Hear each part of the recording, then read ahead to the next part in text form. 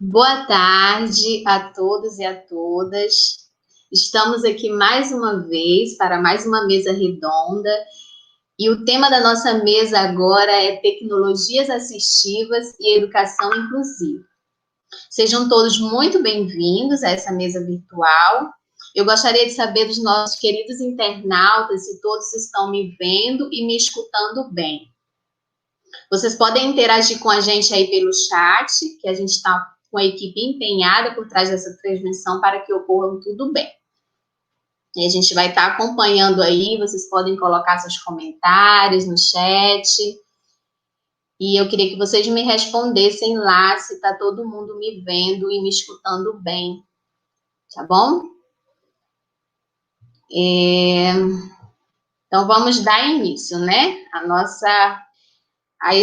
nossa mesa redonda sobre tecnologias assistivas, né? Chegou o grande momento e essa mesa ela busca provocar reflexões acerca da inclusão das pessoas com deficiência, as conquistas, as limitações, direitos adquiridos ao longo do tempo, que por muitas vezes caem no esquecimento das pessoas, né?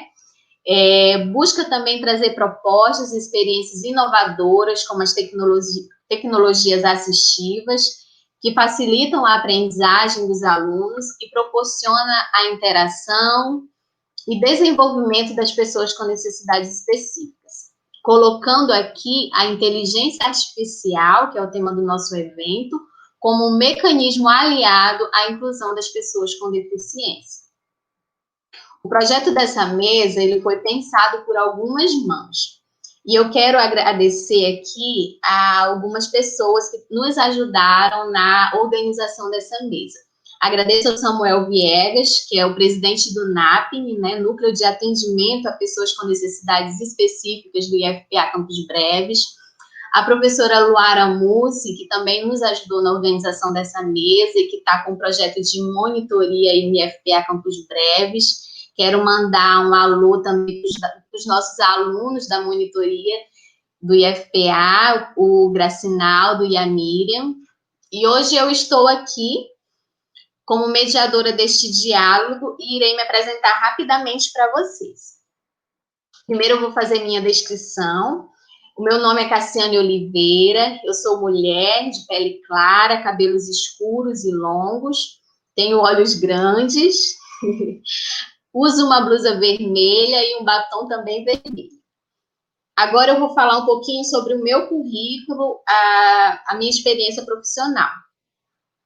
Eu sou pedagoga, formada pela Universidade Federal do Pará, campus Altamira. Sou pós-graduada em Psicopedagogia Clínica e Institucional pelo Instituto Darwin e também em Educação, Sociedade e Diversidade pela Universidade Federal do Pará. Eu trabalhei por 5 anos como professora da Rede Municipal de Ensino do município de Altamira. Atualmente, eu sou pedagoga do Instituto Federal do Pará, Campos Breves, né?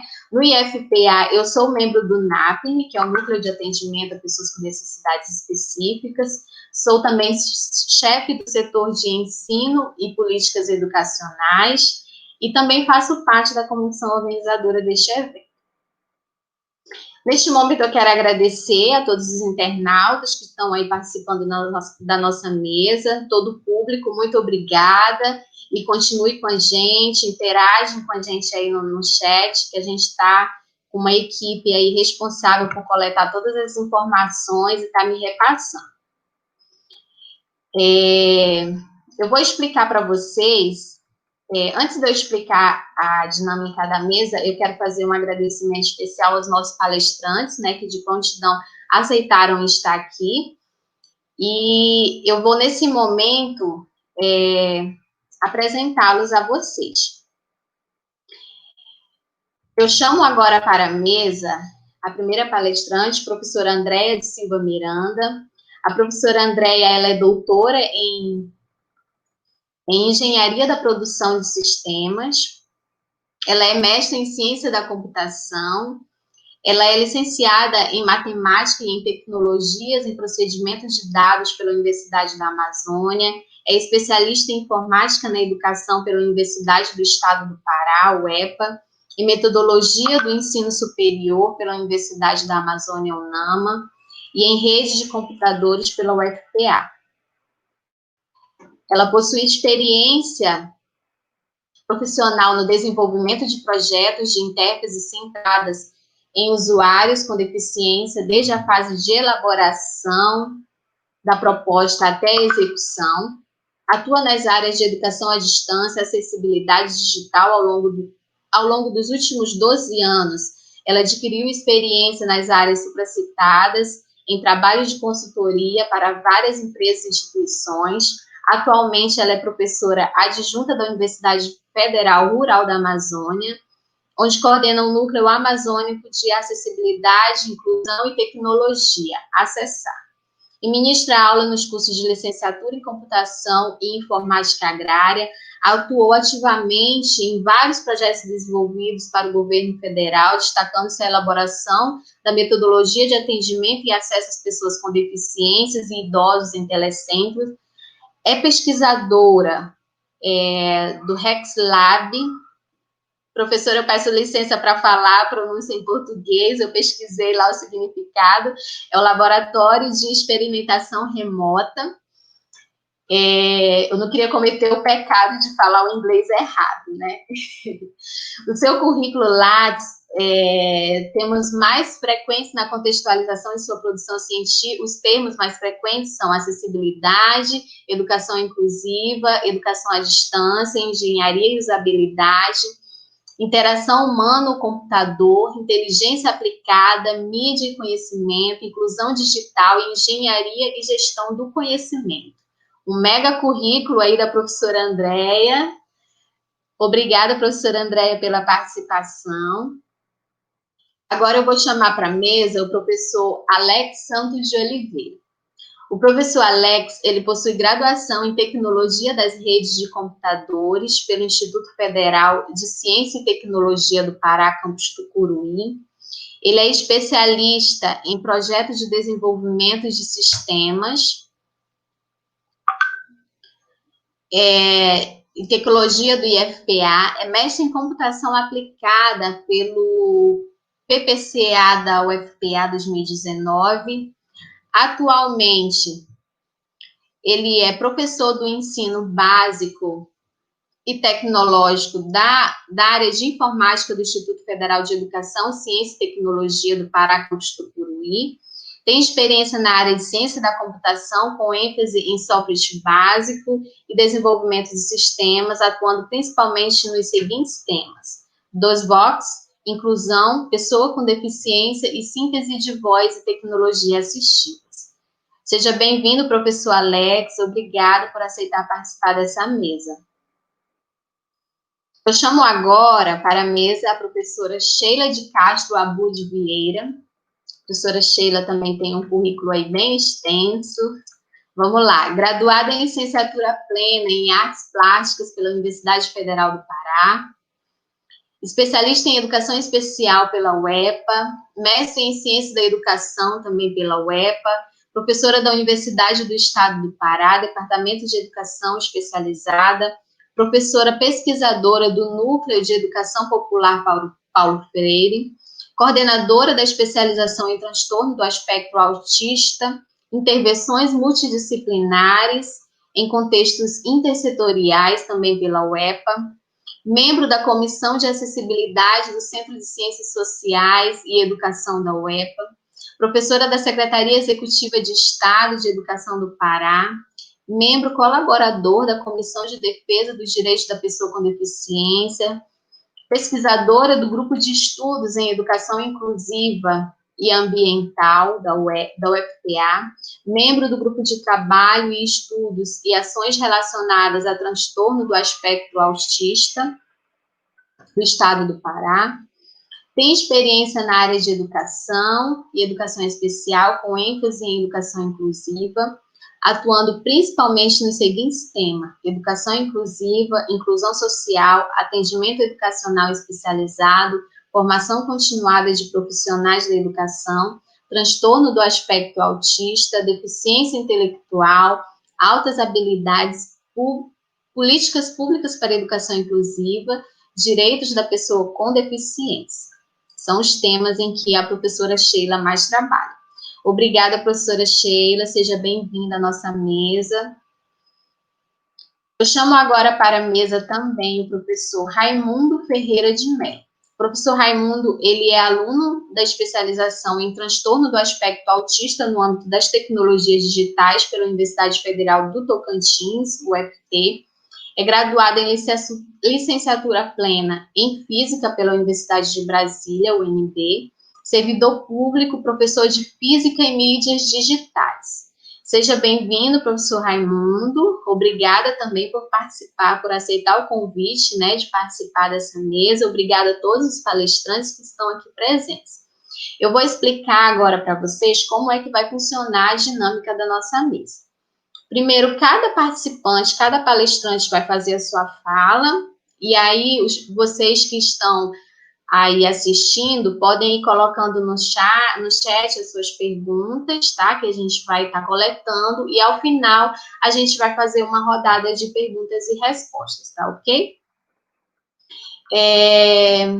Muito importante, gente, no decorrer da fala dos nossos convidados, à medida que que surgirem as dúvidas, vocês já podem ir inserindo aí no chat. E para facilitar a identificação da pergunta em meio às mensagens, pedimos que iniciem a frase de dúvida com a palavra pergunta, seguida de 2 pontinhos. Se vocês quiserem direcionar a pergunta a um dos nossos palestrantes, você coloca pergunta ao professor Alex, pergunta ao professor Raimundo, tá bom? E coloca 2 pontinhos e descreva a sua pergunta, tá ok? Outro aviso importante, o link da frequência, ele será postado aqui no chat durante o andamento das falas e ficará disponível até o final da nossa mesa, tá? E você, participante, caso você queira receber o certificado de participação geral do CIMECT 2020, você deverá comparecer virtualmente em pelo menos 60% de todas as atividades do evento, para receber o certificado integral geral do nosso evento. Para você receber o certificado especificamente dessa atividade, você precisa abrir o link, que vai ser disponibilizado aí no chat, preencher o formulário e enviar, tá bom? Eu tenho um aviso aqui também para os apresentadores de trabalhos científicos. Amanhã é o dia da apresentação dos trabalhos científicos e a nossa comissão organizadora pede para que as pessoas que vão apresentar trabalho científico amanhã verifiquem seus e-mails, que foi encaminhado para o e-mail de vocês a relação com o horário de apresentação de cada participante. Então, confiram lá no e-mail de vocês, tá? Então, enfim, vamos começar a nossa mesa. Obrigada a todos os palestrantes mais uma vez. E agora eu passo a palavra para a professora Andréia Miranda, que vai iniciar a sua fala. Professora Andréia, fique à vontade.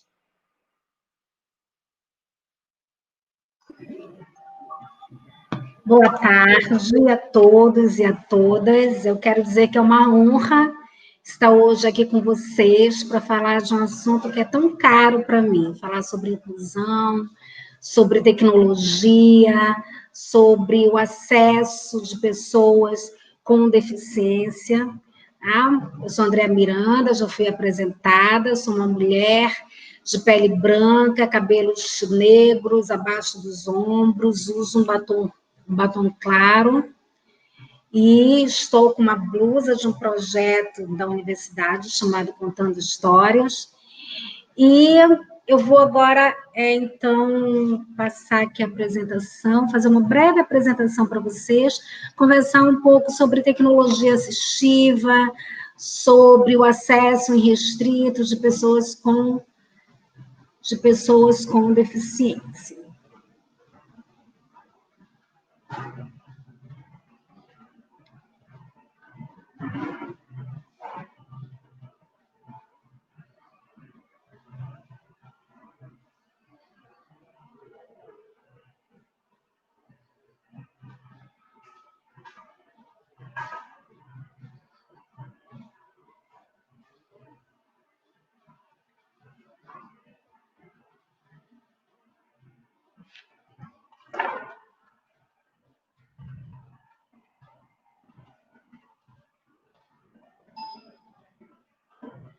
Então, vamos começar, né? Vou falar um pouco sobre acessibilidade, inclusão e tecnologia assistiva.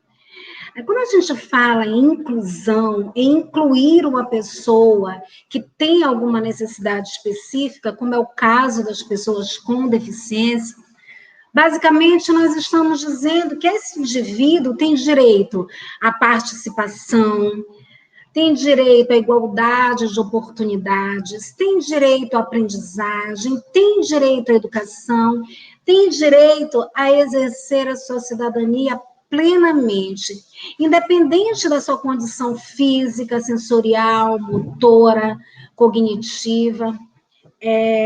O conceito de deficiência, ele veio evoluindo ao longo da história. E hoje, pela Lei Brasileira de Inclusão, segundo a Lei Brasileira de Inclusão, o Estatuto da Pessoa com Deficiência, as pessoas com deficiência são aquelas que têm limitações físicas, sensoriais, cognitivas, intelectuais, enfim, que em contato com as barreiras, que em interação com as barreiras impostas pela sociedade, elas não conseguem, em igualdade de oportunidades, fazer o que elas querem.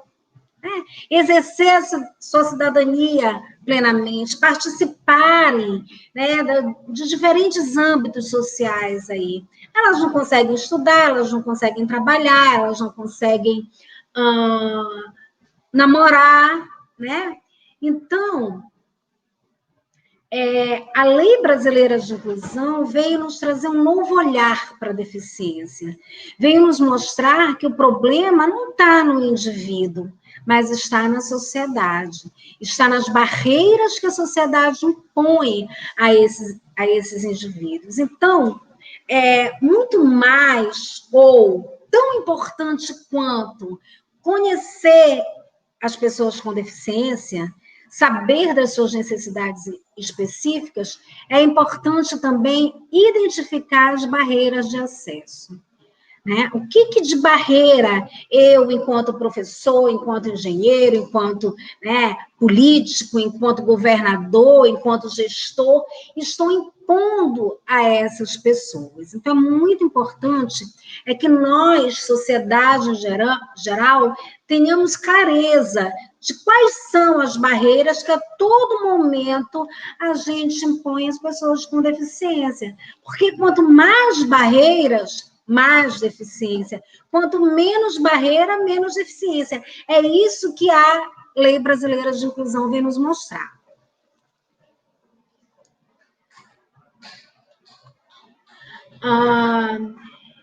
E aí, eu vou falar então um pouco sobre a tecnologia assistiva.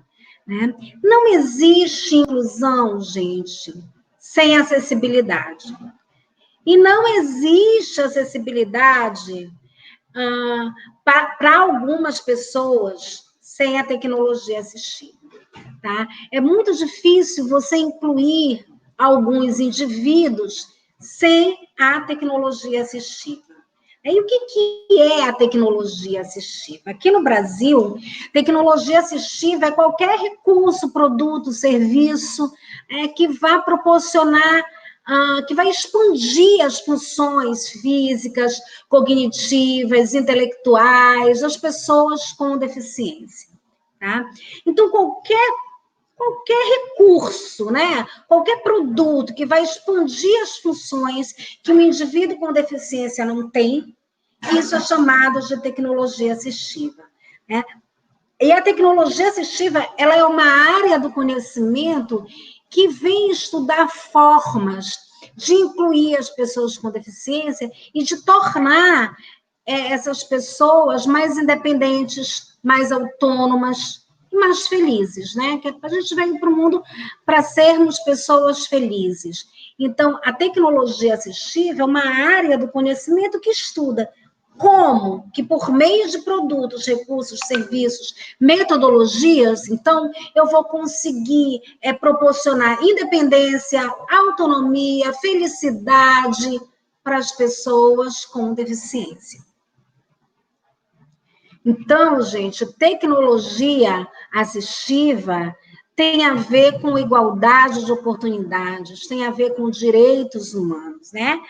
Então, veja, quando a gente fala em tecnologia, de uma forma geral, né, logo nos vem à cabeça um sistema computacional potente, né, caro, mas a tecnologia assistiva, ela tem várias classificações, e uma das classificações da tecnologia assistiva é que ela pode ser uma tecnologia de alta complexidade ou uma tecnologia de baixa complexidade, tá? As tecnologias consideradas de alta complexidade são aquelas que precisam, né, são aquelas tecnologias de alto custo, que precisa de profissionais experientes em determinadas áreas, principalmente na área da engenharia, da computação, para desenvolvê-las. Já a tecnologia assistiva de baixa complexidade é aquela que tem um baixo custo, né? Que nós que não somos especialistas aí nas áreas, né, de engenharia, né, nós professores, nós podemos desenvolver, tá bom?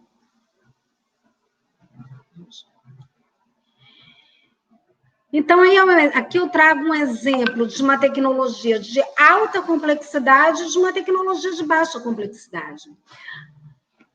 Do lado esquerdo de vocês, tem uma máquina fusora, né? Que é uma máquina que imprime em alto relevo, imagens em alto relevo.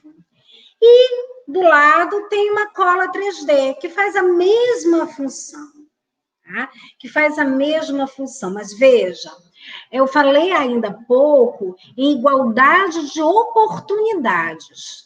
A gente precisa ter muito cuidado quando vai utilizar uma tecnologia de baixa complexidade, porque a gente tem que proporcionar ao indivíduo com deficiência igualdade de oportunidade. Então, se o gráfico que eu estou querendo apresentar em alto relevo for um gráfico simples, então uma cola 3D basta. Mas se esse gráfico não for um gráfico simples, gente, eu preciso usar uma tecnologia de alta complexidade, porque essa tecnologia vai possibilitar, no caso aí, né, das pessoas cegas, possibilitar ao indivíduo que ele tenha informações que só por meio dessa tecnologia ele conseguiria ter. Tá certo? Então, a baixa tecnologia é importante? É legal, dá para todo mundo desenvolver, fazer, comprar, dá. Só que é preciso ter um critério para utilizá-la.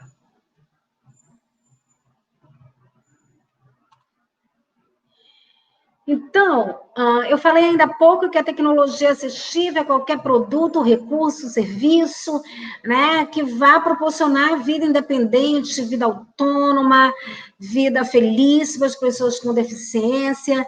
E logo no meu slide, no meu primeiro slide, tinha ali um aparato, né, de tecnologias. Né?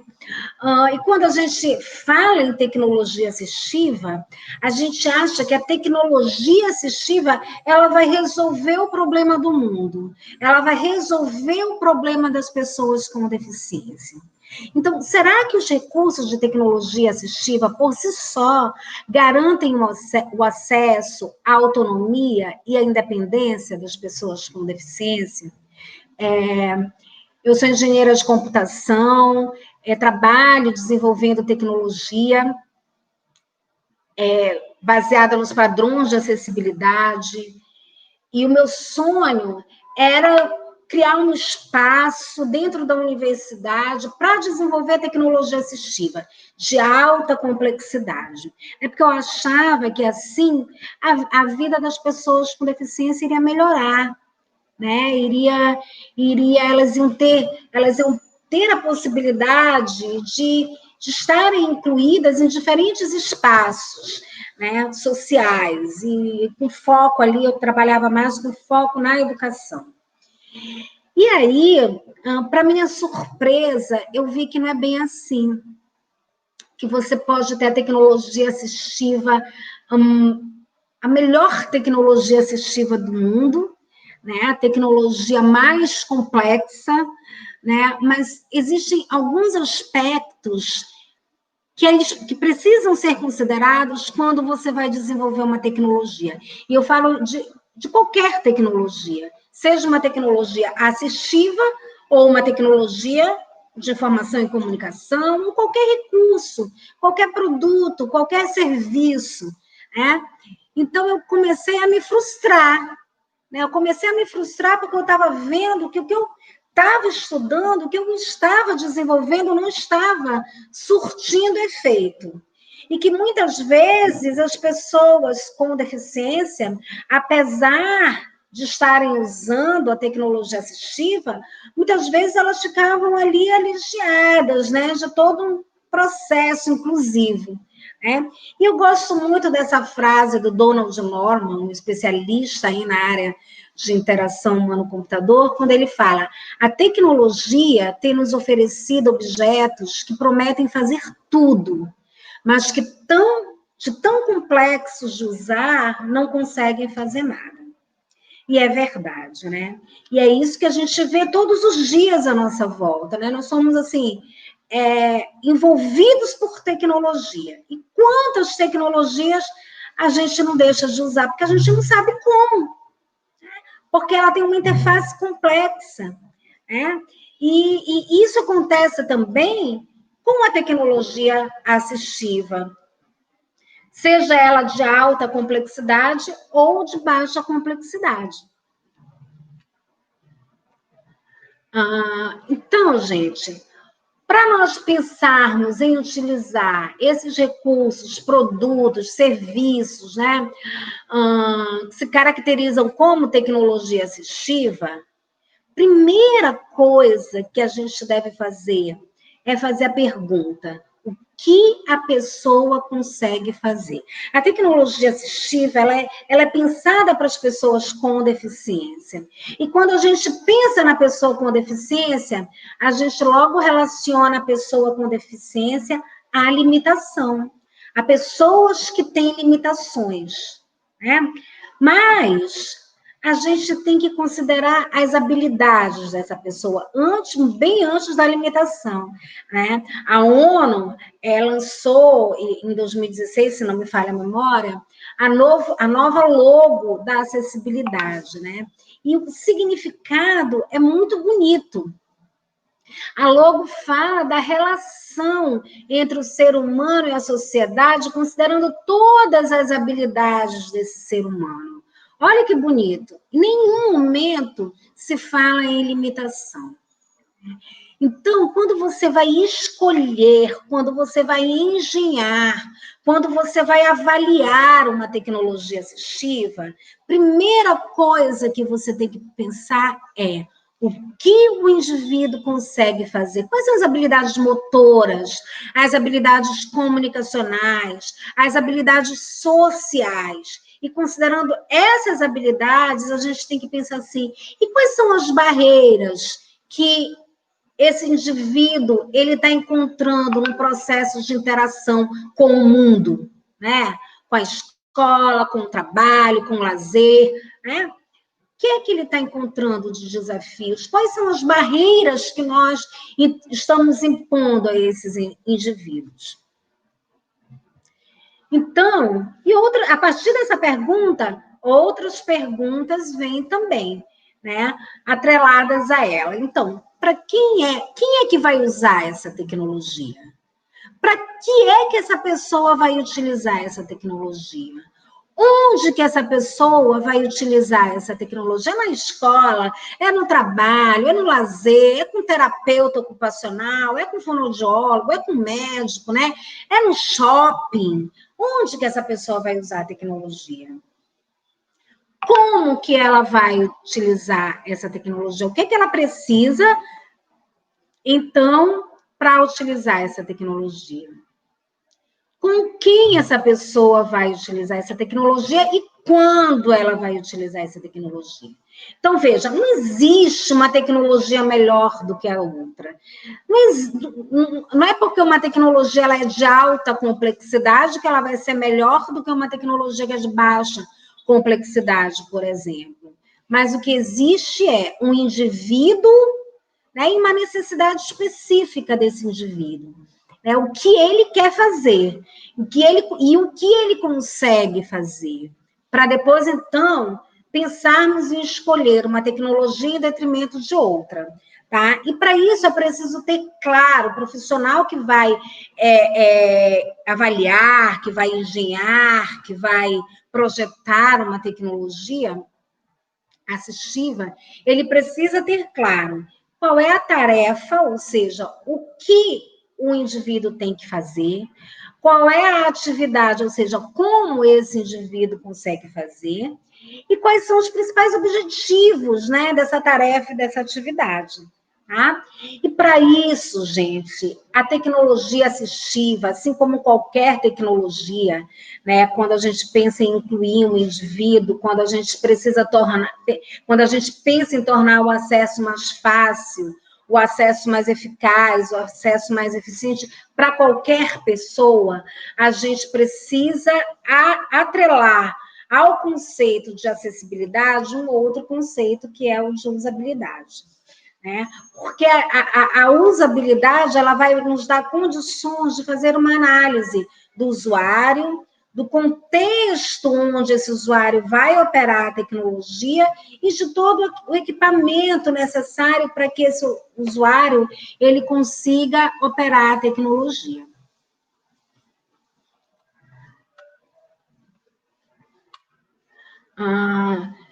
O MEC, ele nos mostra um fluxo, né, do uso da tecnologia assistiva. E esse fluxo é o que eu utilizo muito quando a gente projeta tecnologias ou desenvolve tecnologias, sejam elas tecnologias de alta ou baixa complexidade. Então, primeiro, é necessário entender a situação. Depois, a partir do entendimento de quem é o usuário que vai utilizar, quais as necessidades específicas desse usuário, qual o contexto onde esse usuário vai operar essa tecnologia, né? Quais são os equipamentos que ele vai utilizar. Então, a partir disso, eu começo a gerar ideias, né? O que muitas vezes acontece é que a gente desenvolve baseado na nossa lógica de pensamento, né? A gente sempre considera o que é melhor para o outro sem perguntar para o outro, sem entender o outro. A gente simplesmente acha, né? Quando vai desenvolver uma tecnologia, nos solicitam que essa tecnologia ela tenha uma determinada função, e aí a gente desenvolve e a tecnologia funciona, aí bacana, poxa, está funcionando. É isso que nós, engenheiros, queremos, né? Que a tecnologia funcione. Aí a gente faz um monte de teste, e aí a tecnologia está funcionando, então bacana. Mas a gente não se preocupa com quem vai operar. A tecnologia ela está funcionando, mas o usuário final, ele está conseguindo operar? Né? Então, para eu saber se ele irá conseguir operar, eu preciso entender a situação primeiro. A partir desse entendimento, então, a gente vai gerar ideias, a partir da geração de ideias, escolher alternativas, em seguida, representar essas ideias, geralmente através de um protótipo, depois vamos avaliar o uso, acompanhar o uso, e dependendo dessa avaliação, né, a gente começa tudo de novo, entende a situação, gera ideias, escolhe alternativas, representa ideias, avalia o uso. Oi. Professora Andréia, estou passando aqui só para avisar que seu tempo já está bem curtinho, tá? Tá, já estamos acabando. Então, tá quando uma tecnologia ela é fundamentada nos princípios de acessibilidade e usabilidade, aumenta a possibilidade dos usuários obterem sucesso nesse processo de interação. Por isso que quando a gente vai engenhar uma tecnologia assistiva, é preciso considerar os princípios de acessibilidade, de usabilidade e da ergonomia também. É isso, gente. Muito obrigada.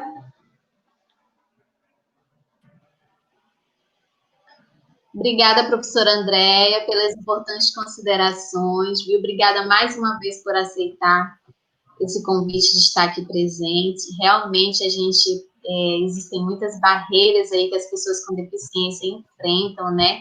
A gente já tem uma lei que obriga as instituições, as pessoas a respeitarem isso, mas, infelizmente, a gente ainda precisa ter esse diálogo, essas conversas, para estar sempre tentando reafirmar esse direito dessas pessoas, né? Que muitas vezes é negado. Eu chamo agora para a sua apresentação o professor Alex. Professor Alex Santos, fique à vontade.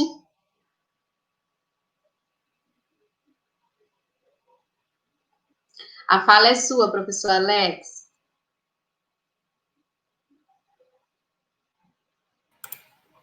Boa tarde a todos, né? Como foi comentado, eu sou o professor Alex, eu sou deficiente visual, né? Tenho baixa visão também, na qual, né, hoje eu vou falar um pouco, né, da experiência que eu tenho sobre tecnologia assistiva para deficientes visuais, né, tanto para deficiente, principalmente para deficientes cegos totais e algumas outras tecnologias, né. Vou compartilhar minha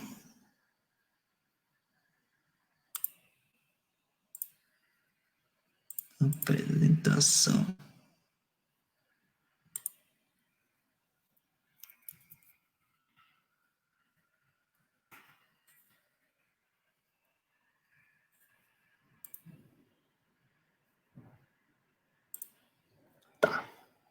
Vou falar um pouco, né, sobre tecnologia assistiva na educação aos deficientes visuais.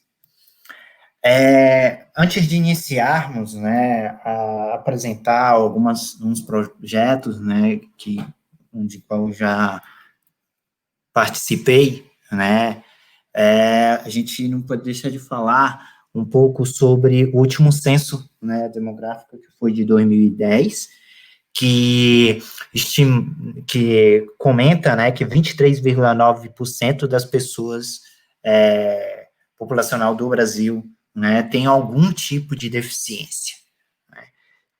Dentre elas, 3,5% dessa população são deficientes visuais, né, e desses deficientes visuais são 582 mil pessoas cegas e 6 milhões, né, com baixa visão. E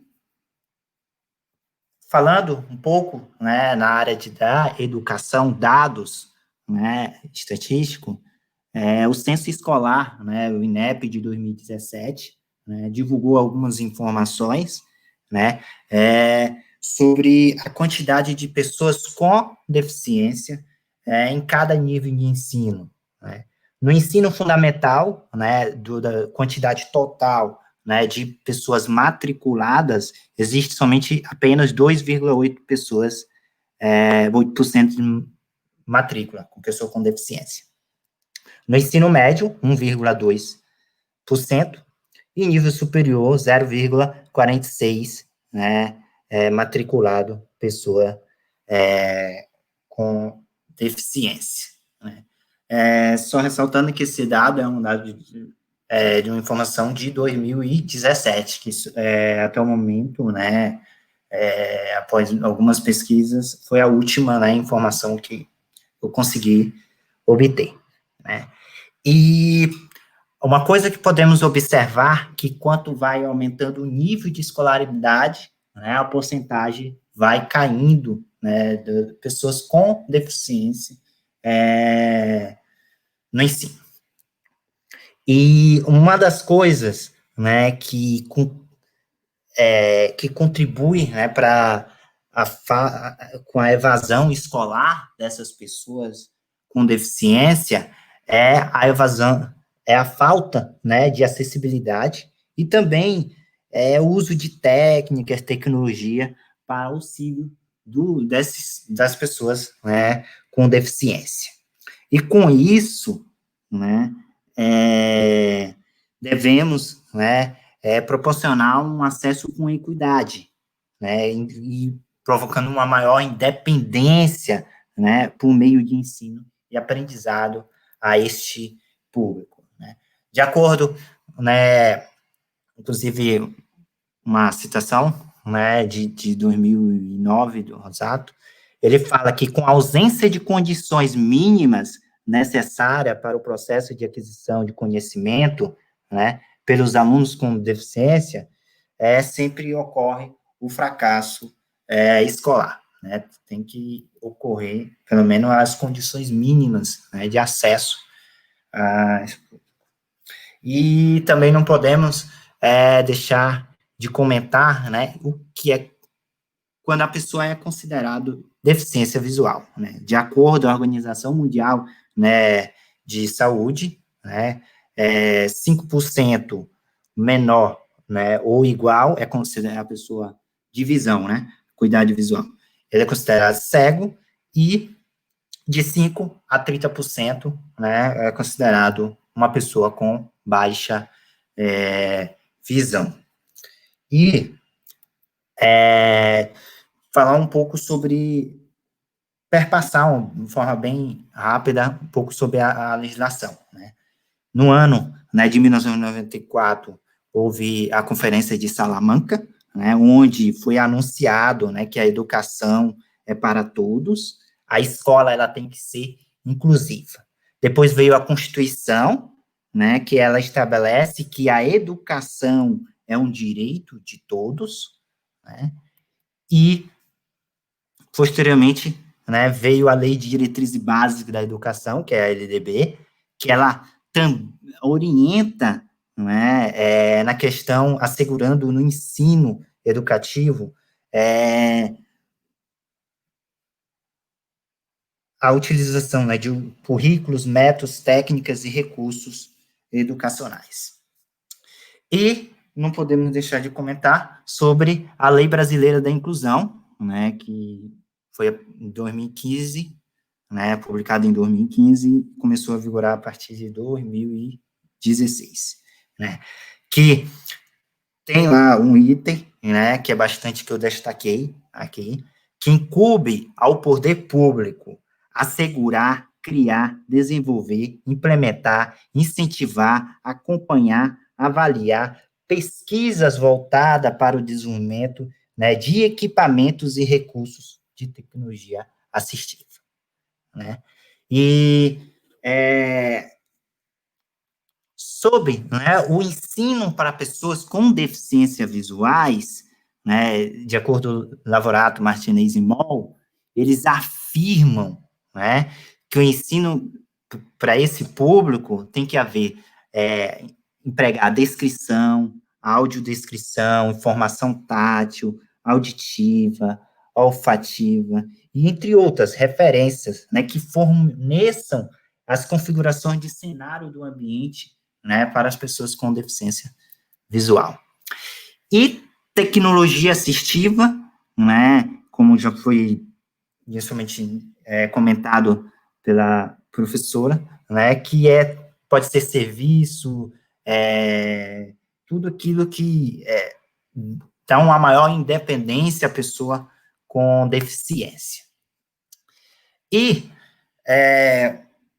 eu gosto de comentar, né, sobre essa citação do Supolo, né, que ele comenta que com o uso de tecnologia assistiva, né, no ensino, né, ocorre o acesso, né, o maior acesso da pessoa com deficiência à informação, ocorre a maior participação do aluno na sala de aula, e ocorre um maior interesse pela área das ciências, né, e também há uma maior chance, né, de esse público seguir as áreas, né, de ciências, tecnologia, engenharia e matemática, na qual, né, as pessoas com deficiência visual têm bastante dificuldade de seguir essas áreas, deve ser algo muito visual, né.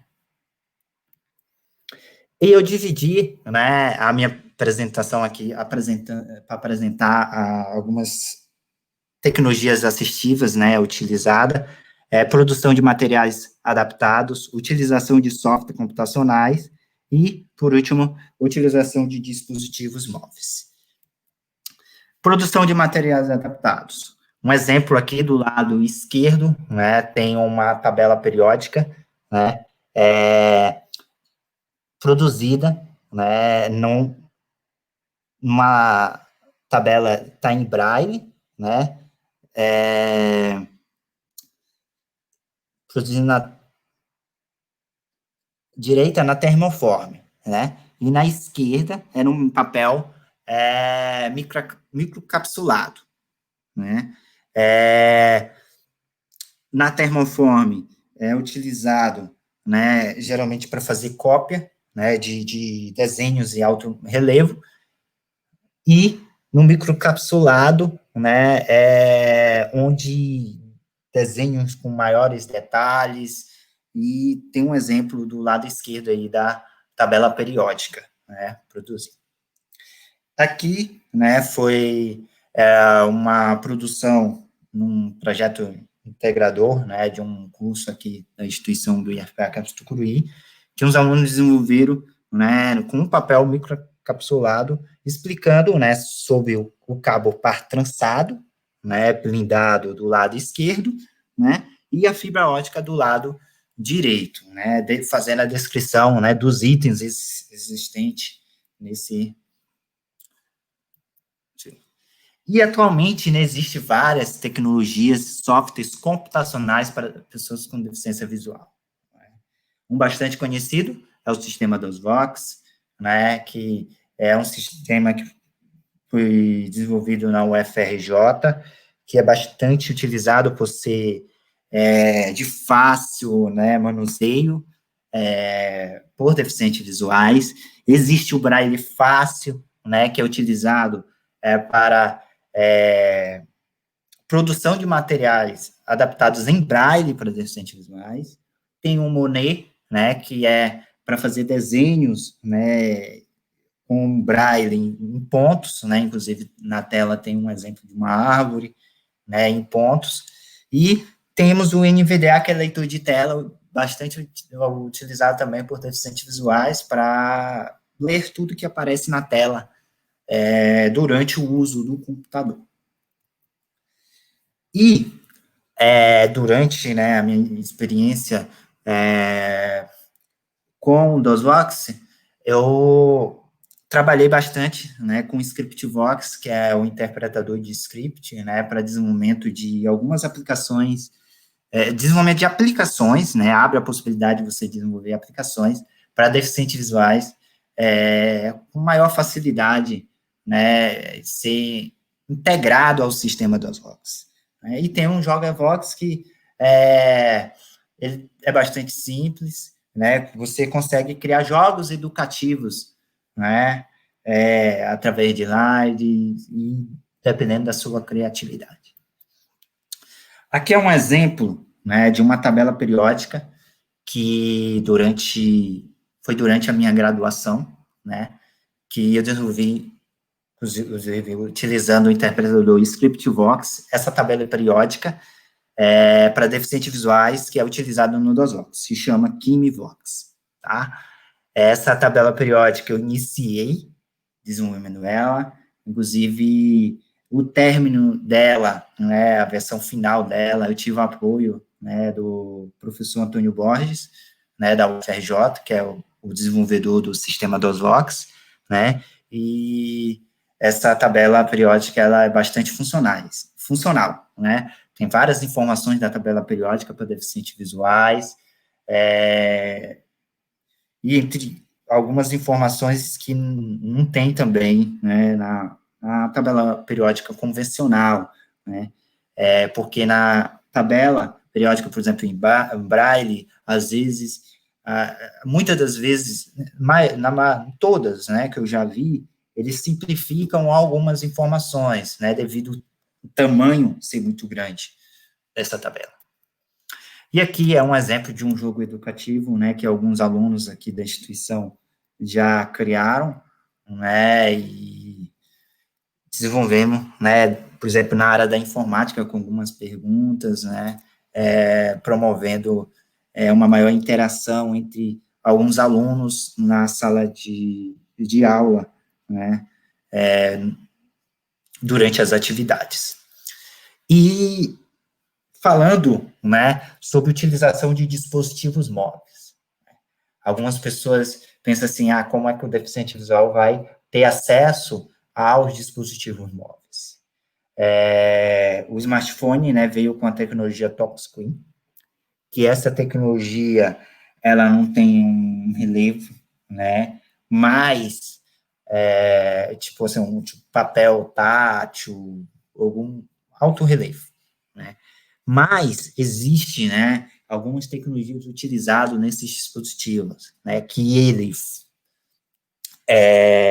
ao feedback tátil, né, tem também a conversão de texto para voz, que é bastante utilizada, a digitação, né, falada, temos o zoom, né, o sistema de jogo, o texto aumentado, as cores invertidas, né, e o reconhecimento de voz. Esses são alguns itens utilizados através do feedback, né, sonoro, tátil, né, através de vibração, que a pessoa com deficiência visual consegue utilizar, né, esses dispositivos, que são tóxicos. Atualmente, né, existem duas tecnologias. Existe o Talkback para sistema Android, né, e existe o VoiceOver, né, que é para dispositivo iOS, por exemplo, iPhone, e assim, dispositivo da Apple. Esse software, né, eles utilizam todos aqueles recursos de acessibilidade que eu acabei de falar, né, autocontraste, ampliação, feedback sonoro, tátil, e assim por diante, possibilitando a pessoa com deficiência visual ter acesso, né, às informações, e tem várias outras recursos. E durante, né, os meus pesquisas sobre o meu trabalho, né, que eu trabalhei mais na área da química, eu fiz algumas pesquisas, né, encontrei alguns aplicativos, tem o Qisalino e o Quebraile, né, na área de química. Esses foram o que eu encontrei. O Qisalino é um quiz, né, que desenvolveram através de perguntas, opções, e a pessoa com deficiência visual, né, através do Talkback, que é utilizado no Android, conseguia responder uma lista de questões e assim por diante. Inclusive, esse projeto, ultimamente eu não encontrei mais, eu acho que descontinuaram, né? E temos o Quebraile. O Quebraile é um aplicativo, né, que mobile, que possibilita ao professor, né, de química digital. Oi. O seu tempo está acabando, tá? O senhor pode para finalização. Tá. Desculpe interromper. Tá ok. Aí, o Quebraile, né, possibilita transformar fórmulas químicas, né, em braille, já na forma correta, né, algumas codificações em braille. E temos o QuimiVox, que é a qual eu participei no desenvolvimento, né, dessa ferramenta, QuimiVox Mobile. O QuimiVox Mobile, ele teve duas versões, a primeira versão, que é a do lado esquerdo, e a segunda versão do lado direito. A primeira versão, né, ela é bastante simples, não tinha alto contraste, né, entre outras funções. A segunda versão, né, temos que perceber que ela já tem as opções de alto contraste, né, as fontes também ampliada, e houve melhorias em algum feedback sonoro, né, a descrição de algumas informações, e também ao recurso, né, de busca informação da tabela periódica através, né, de comandos de voz. Por exemplo, a pessoa faz o gesto, né, o gesto utilizado é o gesto da pinça para fora, no smartphone, ele abre o microfone e a pessoa fala, número atômico do hidrogênio, e ele vai retornar a informação, qual é o número atômico do hidrogênio. E tem várias outras informações, principais usos, descoberta, e assim por diante. Esse projeto, né, foi desenvolvido, né, a primeira versão foi durante a minha especialização, né, projeto de desenvolvimento, e a segunda versão foi no mestrado, né, que houve o aperfeiçoamento, né, dessa ferramenta, na qual atualmente está disponível, né, para dispositivos Android, né, na Google Play. E, para finalizar, eu deixo, né, essa frase que, para as pessoas com deficiência, a tecnologia torna as coisas mais fáceis. E para as pessoas com deficiência, a tecnologia torna as coisas possíveis. Obrigado.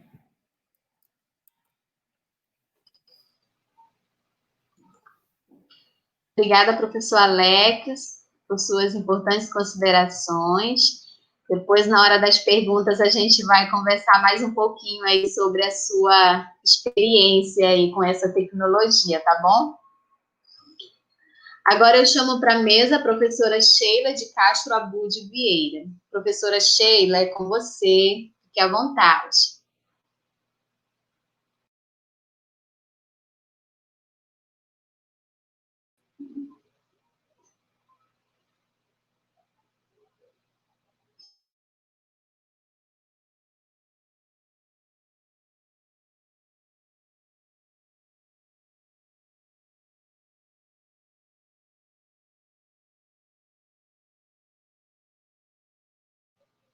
Professora Sheila.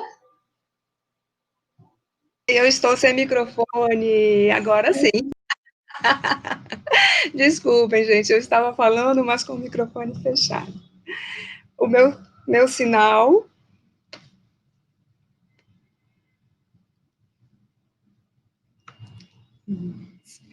Eu sou uma mulher branca, cabelos grisalhos, crespos, eu uso óculos, sou uma mulher de meia idade, eu estou num ambiente iluminado e eu visto uma blusa branca. E é uma honra imensa estar aqui, um prazer também, porque eu estou em meio a pessoas que me são muito queridas, Andréia, professor Raimundo, o Alex, então, as pessoas da organização, Cassiane, Luara, enfim, pessoal do IF, e o IF é minha casa, gente.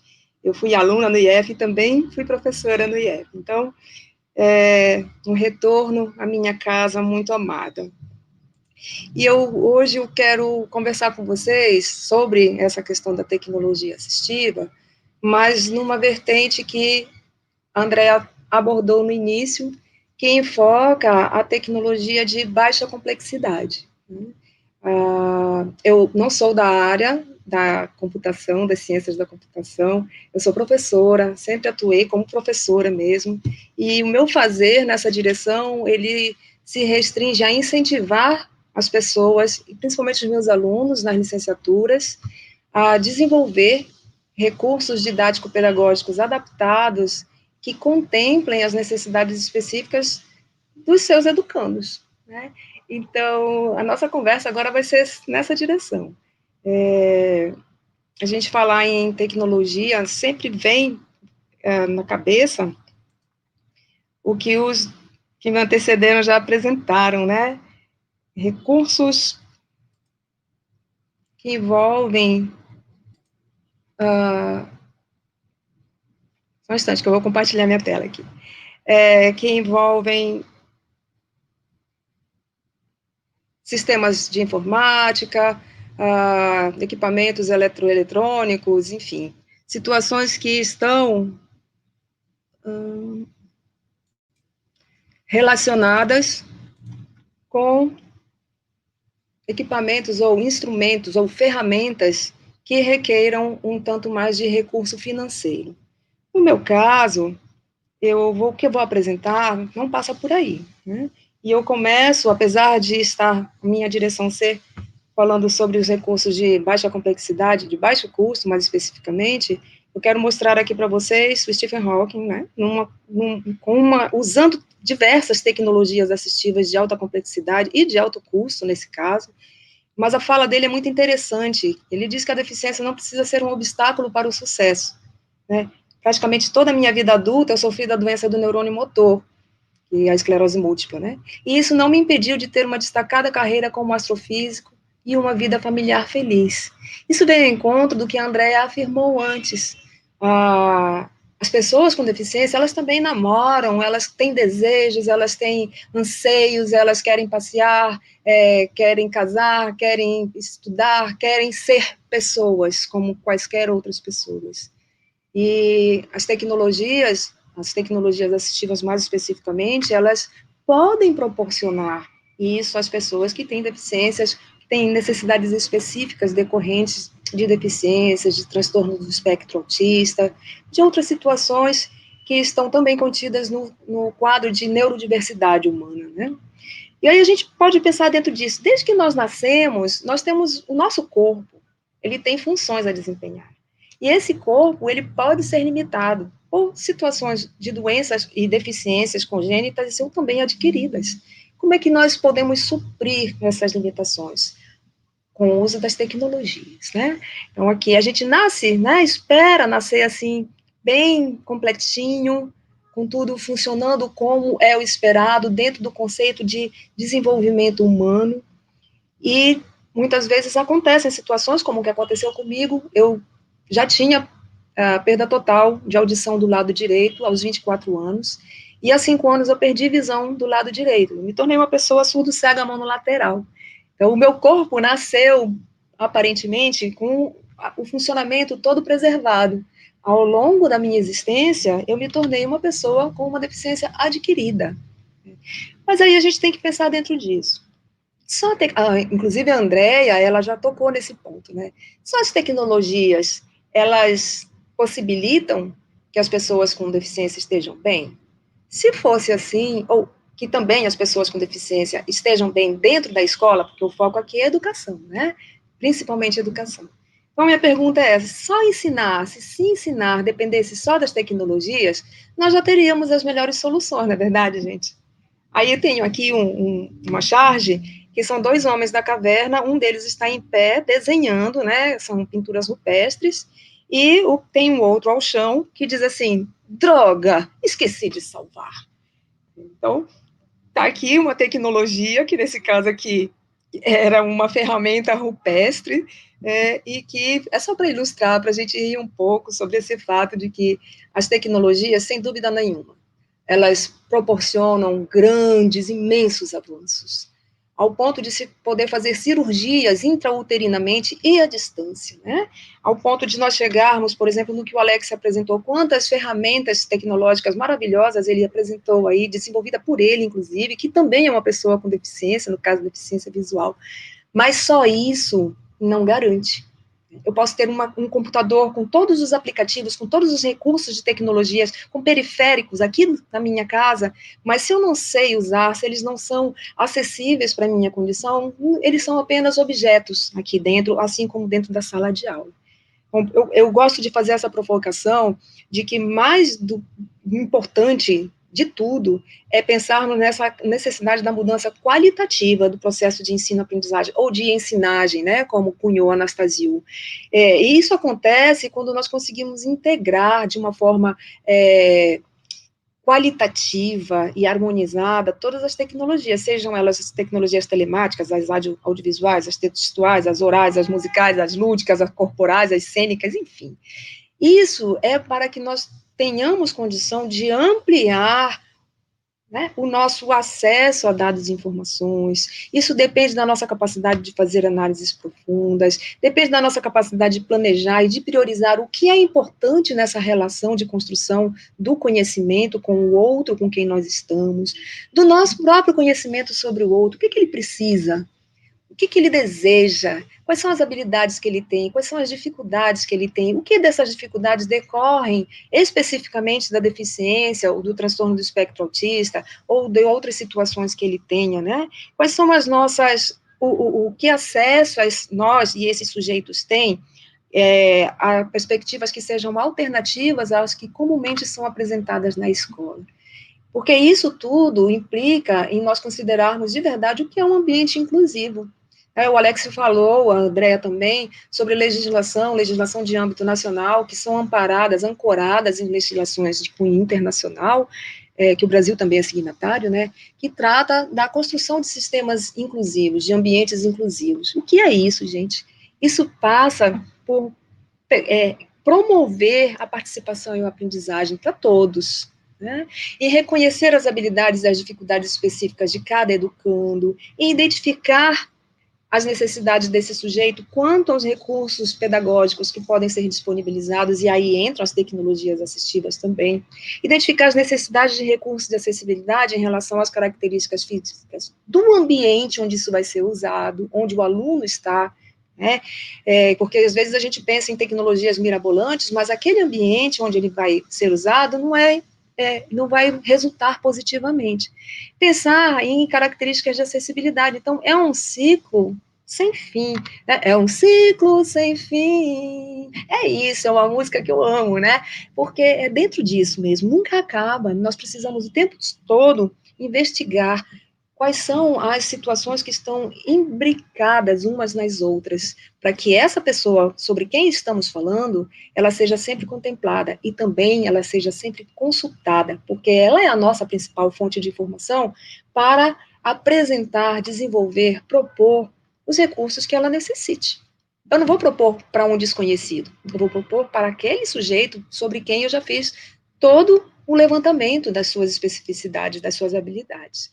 Por que eu faço isso? Porque é preciso prevenir, a intenção é eliminar, mas minimamente prevenir as barreiras para a promoção da acessibilidade. Esse é o nosso grande desafio. É transformar essas concepções e práticas de ensino, adequar os meios pedagógicos e os espaços escolares para minimizar esse processo de exclusão, para eliminar o processo de exclusão, que quando essas características dos espaços escolares e possibilidades de acesso não são bem pensados, isso pesa, né? E faz aumentar as dificuldades para a realização das atividades desses sujeitos. Quem são esses sujeitos? São esses educandos com necessidades específicas. Aí eu trago aqui, são imagens que são usadas internacionalmente, que representam cada uma das especificidades. Uma pessoa com deficiência física, com deficiência visual, com deficiência auditiva, surdez, né? Então, tem com transtorno do espectro autista, usuário de língua de sinais, enfim. São sinais, são signos que simbolizam cada uma dessas especificidades. E aí eu vou me ater ao que eu costumo fazer, usar, desenvolver e provocar os alunos com quem eu estou para a aplicação, para o desenvolvimento desse recurso. O que está aqui apresentado são recursos de minha autoria, né, que eu uso, e alguns são desenvolvidos por alunos também. E uma curiosidade, gente, uma coisa que eu acho muito importante, eu costumo envolver na elaboração do recurso adaptado, que são aqui recursos de baixa complexidade, né, eu costumo envolver o sujeito que será o usuário disso, porque ele se torna corresponsável por esse material. Né? E aí ele vai também dizendo, isso está bom, isso não está, isso aqui rasga fácil, isso amassa, isso daqui me causa repulsa, então, por isso eu costumo envolvê-los, né? Então, vamos ver aqui alguns materiais desenvolvidos. Aqui são recursos de baixa complexidade em comunicação alternativa aumentativa. São pranchas, cartões, são pastas de comunicação. Vejam, produzidos com coisas que nós temos nas escolas ou temos em casa, nada caro, né, nada que não seja factível facilmente. O que eu também considero que muitas vezes nas escolas nós não temos os recursos, as tecnologias assistivas de alta complexidade. Então, eu preciso também contemplar essa situação. Não que eu vá descartar o uso delas, mas a associar as tecnologias de alta complexidade, de alto custo, às de baixa complexidade, as que são de baixo custo, inclusive. Então, aqui estão algumas delas, né, cartões de comunicação alternativa, pranchas de comunicação alternativa, aumentativa, a caixinha de antecipação, onde eu trabalho com miniaturas. Esse aqui foi desenvolvido para uso com alunos autistas cegos. Então, dentro do princípio do ensino estruturado, né, uma caixa de antecipação, que é uma agenda. Aqui, à direita, nós temos uma outra agenda que ela é visual. A da esquerda ela é tátil e a da direita ela é visual. Algumas outras alternativas para o desenvolvimento de habilidades de leitura e escrita. Às vezes, gente, grafar é uma coisa complicada, não só para a pessoa que tenha deficiência física nos membros superiores ou alguma alteração neurológica, também para pessoas com deficiência intelectual, para pessoas com transtorno do espectro autista. Então, eu uso algumas alternativas, né, para que esses sujeitos também possam grafar, para que eles também possam escrever e desenvolver essas habilidades de leitura e escrita.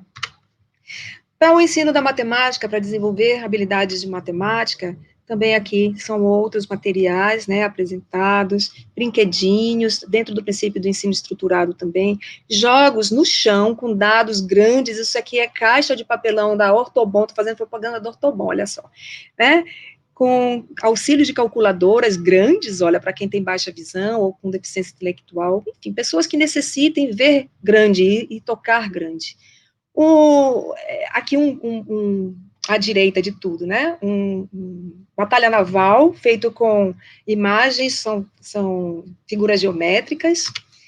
Aí, para o ensino de ciências, alguns recursos, células, né, ao centro, em cima, nós temos uma célula, embaixo uma outra, à esquerda, um dinossauro feito em papelão, o esqueleto dele todo feito em papelão, e as autoras não estão aparecendo as carinhas dela, mas elas estão aqui. E um mapa tátil a divisão política do Brasil, ela está grafada em braille, ela tem imagens que uma pessoa com uma limitação motora de membros superiores pode pegar e colocar no lugar certo, e tem várias referências de cores coincidentes com o que está no mapa.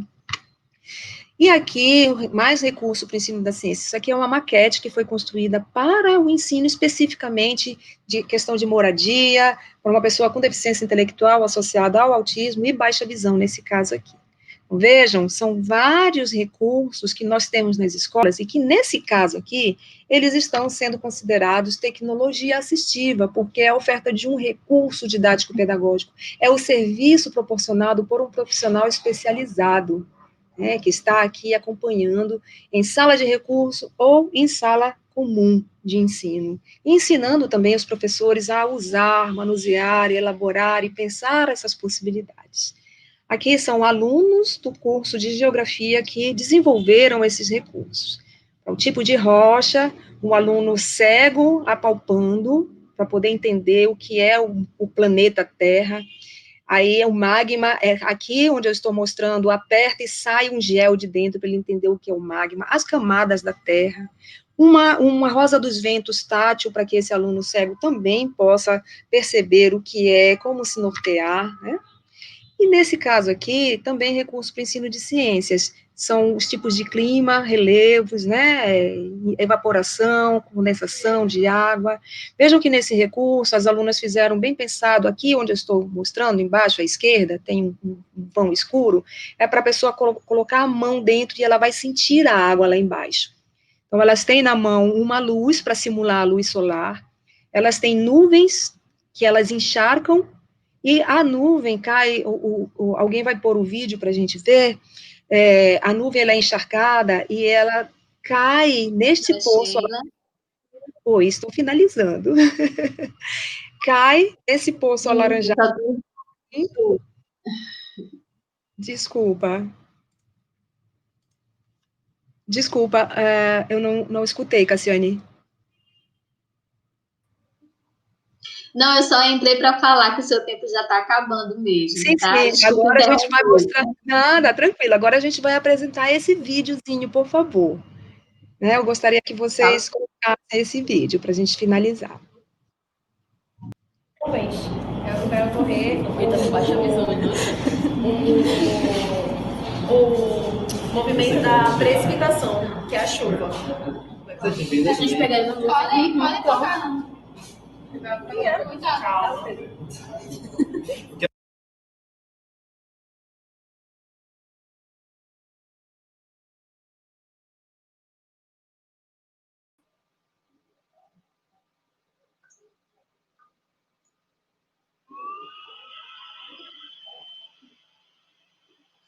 Professora Sheila, seu microfone está desligado.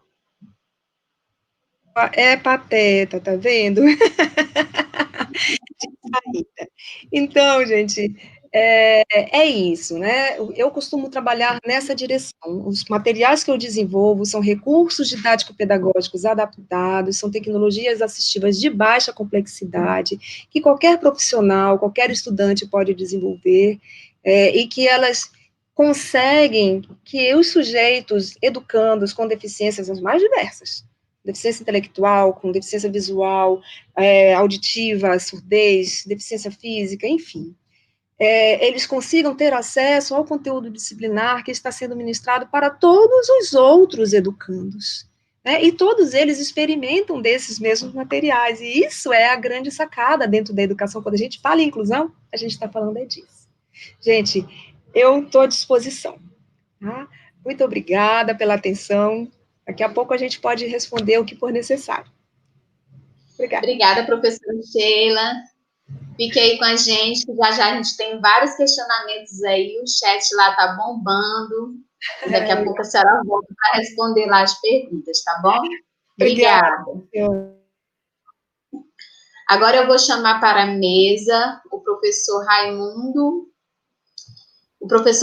Ferreira de Mello. Professor Raimundo, seja bem-vindo. Obrigada pela sua participação, por ter aceitado o convite. Fique à vontade, a mesa é sua. Perfeito. Muito obrigado, pessoal. Estou bem feliz e contente em participar desse trabalho, desse projeto muito bonito, e em poder compartilhar com vocês algumas tecnologias práticas que a gente está desenvolvendo, que eu estou desenvolvendo, inclusive, tanto no mestrado quanto na especialização em autismo, e como essas tecnologias vão poder ser usadas por vocês na sala de aula, já que as tecnologias que eu vou desenvolver são digitais e dá para usar em qualquer lugar do Brasil, né? Deixa eu só compartilhar aqui minha apresentação, só um minutinho. Share screen, certo. Bem, ok. Vou iniciar. Eu vou falar sobre exemplos de tecnologias digitais assistivas, né, que estão em desenvolvimento no estado do Tocantins. Eu sou professor aqui da rede estadual do Tocantins e nesse ano de 2020, a Secretaria de Educação fez uma parceria com a Universidade Federal do Tocantins e juntos eles lançaram 2 cursos, um curso de pós-graduação Lato Sensu em transtorno do espectro autista, no âmbito das tecnologias digitais de informação e comunicação, e lançaram um curso Stricto Sensu de mestrado e doutorado em modelagem computacional, mas com foco em desenvolvimento de tecnologias assistivas, tecnologias inclusivas. Eu sou aluno tanto da especialização quanto do mestrado, tá? E eu vou mostrar para vocês projetos que nós estamos desenvolvendo para ser usado em sala de aula. Então, são 2 projetos muito legais, muito interessantes. Um é para ser utilizado em sala de recursos e depois na vida social da criança autista. E o outro projeto é para ser utilizado na sala de aula convencional, tá? Com todos os alunos juntos. Deixa eu passar aqui. Legal? O primeiro projeto que eu vou falar para vocês é sobre o aplicativo inteligente de PECS. PECS é aquela comunicação aumentativa, né? Comunicação onde a criança troca as cartas pelo que ela deseja falar. Esse projeto ele foi pensado para crianças autistas não verbais de 6 a 11 anos de idade, que é aquela faixa do ensino fundamental 1. E ele é para ser utilizado dentro da sala de recursos. Ele entra como uma ferramenta para os professores da sala de recursos.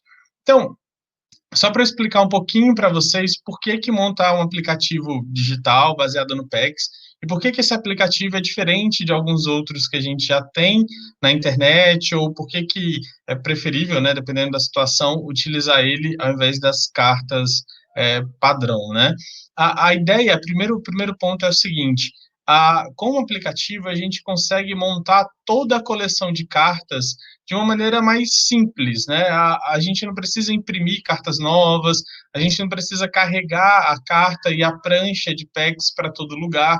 A gente consegue, de maneira simples, ali, separar tudo por tema e ficar tudo organizado. Mas qual é o grande diferencial desse aplicativo? Ele vai ter um algoritmo, ele tem um algoritmo inteligente nele. Então, ele vai levar em conta o histórico de conversa da criança. As cartas que são mais relevantes para a criança, elas vão aparecer em destaque, elas vão aparecer em primeiro lugar. Ele vai levar em conta também a hora do dia. Dependendo da hora do dia, faz mais sentido aparecer cartas relacionadas ao almoço, ou relacionadas à janta, ou relacionadas à higiene pessoal, por exemplo. E essa hora do dia vai estar de acordo também com um roteiro de rotinas que são cadastradas no aplicativo pelo responsável da criança, né?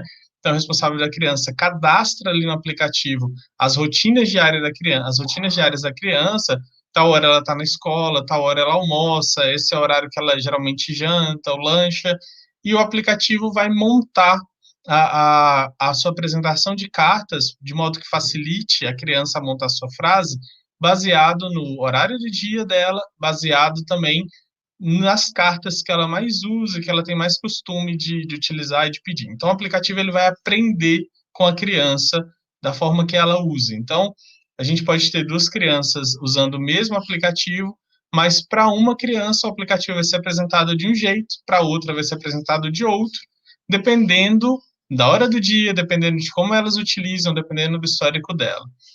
Uma outra coisa que a gente procura levar em consideração também no desenvolvimento dele é o lugar geográfico onde a criança está. Vamos supor que ela esteja na casa da avó dela. E aquele lugar, aquela localização de GPS pode ser identificado e o aplicativo aprender que quando ela está na casa da avó dela, ela gosta muito do gatinho que está lá na casa da avó dela. E ele já percebeu que ela utiliza muita carta do gatinho ali porque ela está naquele lugar. Então, ela pode, né? O aplicativo vai facilitar a essa criança o acesso a essas cartas.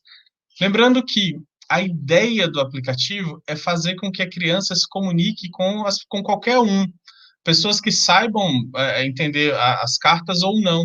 Então, quando a criança escolher as cartas e montar a frase, o celular vai falar a frase para a pessoa, para o ouvinte que estiver conversando com aquela criança, né? O celular vai falar aquela frase. Então, existe ali um reforço sonoro. Qual que é a ideia, né, para ser usado? O sistema PEGS, ele é dividido em 5 fases, e as 3 primeiras fases é de treinamento e de aprender a utilizar o aplicativo, que são feitas na sala de recursos. Depois da criança entender, aprender, conseguir utilizar da maneira correta, as outras 2 fases já são fora da sala de recursos. Ela já pode pegar aquele aplicativo no celular e já pode utilizar onde ela estiver para se comunicar em casa, com colegas, porque essa é a ideia, é trazer uma ferramenta que possibilite a comunicação para autistas não verbais. Mas, acima de tudo, que seja uma ferramenta que seja efetiva, já que o autista não verbal, ele, e geralmente autistas no geral, né, eles tendem a ter problemas de comunicação, a ficarem retraídos, a ficarem, né, isolados muitas vezes no seu mundinho, e essa ferramenta que possibilita uma comunicação, que possibilita um contato com as outras pessoas e um contato inteligível para qualquer um, eu acredito que seja uma ferramenta que vai facilitar, que vai desenvolver e melhorar essas habilidades de comunicação e de interação das pessoas autistas, sem falar que a efetividade dela vem por conta da inteligência que vai rodar atrás daquele algoritmo, de modo que seja inteligente para a criança, de modo que seja fácil para a criança utilizar e aprender, tá? Então, foi pensado bem nisso. A outra ferramenta que a gente desenvolve, que a gente vai utilizar, é para a sala de aula convencional, baseada na internet das coisas, que é algo que está bem em moda hoje em dia, né? Bem em voga hoje em dia. Você, hoje em dia, já sabe daquelas casas inteligentes, onde você fala e o ar-condicionado liga, onde você bate palma e a geladeira faz a compra do mês, né? A casa super inteligente. Então, a internet das coisas é uma tendência mundial. Cada vez mais, as coisas que não eram tradicionalmente conectadas à internet, elas vão estar conectadas. Pensando nisso, nós vamos desenvolver e já lançar agora em outubro não, dezembro, confundindo os meses aqui. A gente vai lançar agora em dezembro o Ursinho Sabe Tudo. O que é Ursinho Sabe Tudo? Ele é um ursinho que vai ser um por sala de aula, que ele tem um sistema dentro dele, baseado em Arduino. Ele tem um sistema dentro dele que tem um leitor de RFID, ou RFID, que é um leitor de radiofrequência. E ele tem uma programação dentro dele. Qual que é a ideia do Ursinho Sabe Tudo? A ideia do Ursinho Sabe Tudo é fazer com que as crianças convivam. Quando a gente fala de inclusão, de tecnologia assistiva, nosso grande objetivo é unir, trazer as crianças para a roda ali, que elas sentem juntas, que elas troquem convivência juntas, que elas se toquem, que elas sejam amigas, que elas conversem umas com as outras, que elas superem essa barreira e se unam ali. Então, vai ser um ursinho por sala de aula justamente por isso, para que esse ursinho estimule a colaboração das crianças, que elas sentem ao redor dele, que elas brinquem com ele, que elas se juntem, né? Ele foi feito pensando em crianças cegas e pensando também em crianças autistas. Qual que é a ideia do Ursinho Sabe Tudo?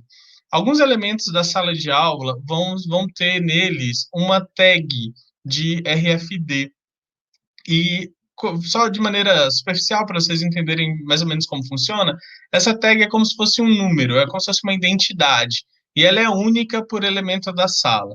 Então, quando eu pegar, por exemplo, o livro da Chapeuzinho Vermelho, que tem a tagzinha lá, número 2, isso a criança não vai ver essa tag, ela é colada no livro, é interna, e leva para o urso identifica que aquela é a tag número 2, e ele procura na sua memória dizendo que a tag número 2 é o livro da Chapeuzinho. Então, ele pode perguntar para a criança se ele quer que ele conte a história, ou ele pode já contar direto a história, chama as crianças à sala, reúne, e ele já começa a contar a história da Chapeuzinho. Ele pode ensinar para as crianças formas geométricas, ele pode ensinar números. Dependendo da programação, ele também pode ensinar as operações básicas, né, de matemática ou a formação de palavras. Mas, a princípio, as funcionalidades que ele tem, que ele vai sair agora em dezembro, né, que a gente vai entregar a nossa primeira unidade, porque esse é um projeto de uma matéria do mestrado, que a gente já vai entregar agora, com as funcionalidades de conversa, com as funcionalidades de identificar os objetos, de falar das formas geométricas, de contar histórias, de fazer perguntas para as crianças. Então, a gente quer que esse ursinho seja um referencial na sala, talvez até um ajudante da professora, né? Mas que, mais do que tudo, ele seja um ponto de encontro entre as crianças, sabe? A gente quer que as crianças sentem ao redor dele e que as crianças compartilhem o ursinho na sala, que elas compartilhem a brincadeira com ele na sala. O aplicativo vai ficar disponível para todo mundo, né? Então, a gente vai colocar na Google Play, todo mundo vai poder baixar o aplicativo da comunicação PEX para usar na sala de recursos, porque ele foi feito pensando no seu uso inicial na sala de recursos, mas quando a criança atingir a fase 3, né, do PEX, que vai estar explicado no aplicativo como isso funciona, ele já vai poder utilizar isso fora, já vai poder utilizar isso em casa, na rua, no shopping, onde ele estiver. Ele já vai saber utilizar muito bem a ferramenta. E o Ursinho Sabe Tudo é para a sala de aula, para ficar lá na sala, para facilitar e ajudar as crianças cegas, as crianças autistas, a ter interação e a aprender o conteúdo, porque ele também vai ensinar conteúdo. Isso é muito importante, tá? É uma maneira lúdica de ensinar o conteúdo curricular normal, ok? Bem, isso. Muito obrigado e aguardo as perguntas. Deixa eu só sair aqui da minha apresentação. Acho que pronto. É isso. Muito obrigado. Obrigada, professor Raimundo. Obrigada pelas suas contribuições aí. Muito interessante esse seu aplicativo. E a gente já tem aqui uma pergunta para cada um de vocês aí, tá? Eu tive lá no chat acompanhando o comentário, várias pessoas comentando lá, elogiando a nossa palestra, a palestra de vocês, né, a nossa mesa. Alguns alunos lá estão abismados com a quantidade de pessoas deficientes visuais no Brasil, que o professor Alex mencionou, né, cerca de 582 mil. A Maria Machado falou que ficou bem assustada, né, com essa quantidade de pessoas. A professora Rosiane está falando aqui que a participante Rosiane fala que em uma mesa com pessoas tão qualificadas, mas o tempo tão curto, né? Infelizmente, Rosiane, a gente são pessoas mesmo realmente que poderiam contribuir muito mais, né? A gente poderia passar aqui 4 horas de mesa falando, mas infelizmente esse é o tempo que a gente tem, então a gente vai pensar nisso aí no próximo semestre do ano que vem, a gente fazer uma mesa com um tempo maior, né? Professor Fabrício, nosso ex-colega do Campus Breves, né, dizendo aqui que já quer reproduzir tudo isso lá para a aquicultura, né, na área das ciências agrárias, que não existe nada disso, né? Então já acendeu uma luzinha aí de ideia, professor Fabrício. Obrigada por toda a participação de vocês lá no chat. Então, vamos agora para o segundo bloco, né? Que é o bloco de perguntas e respostas.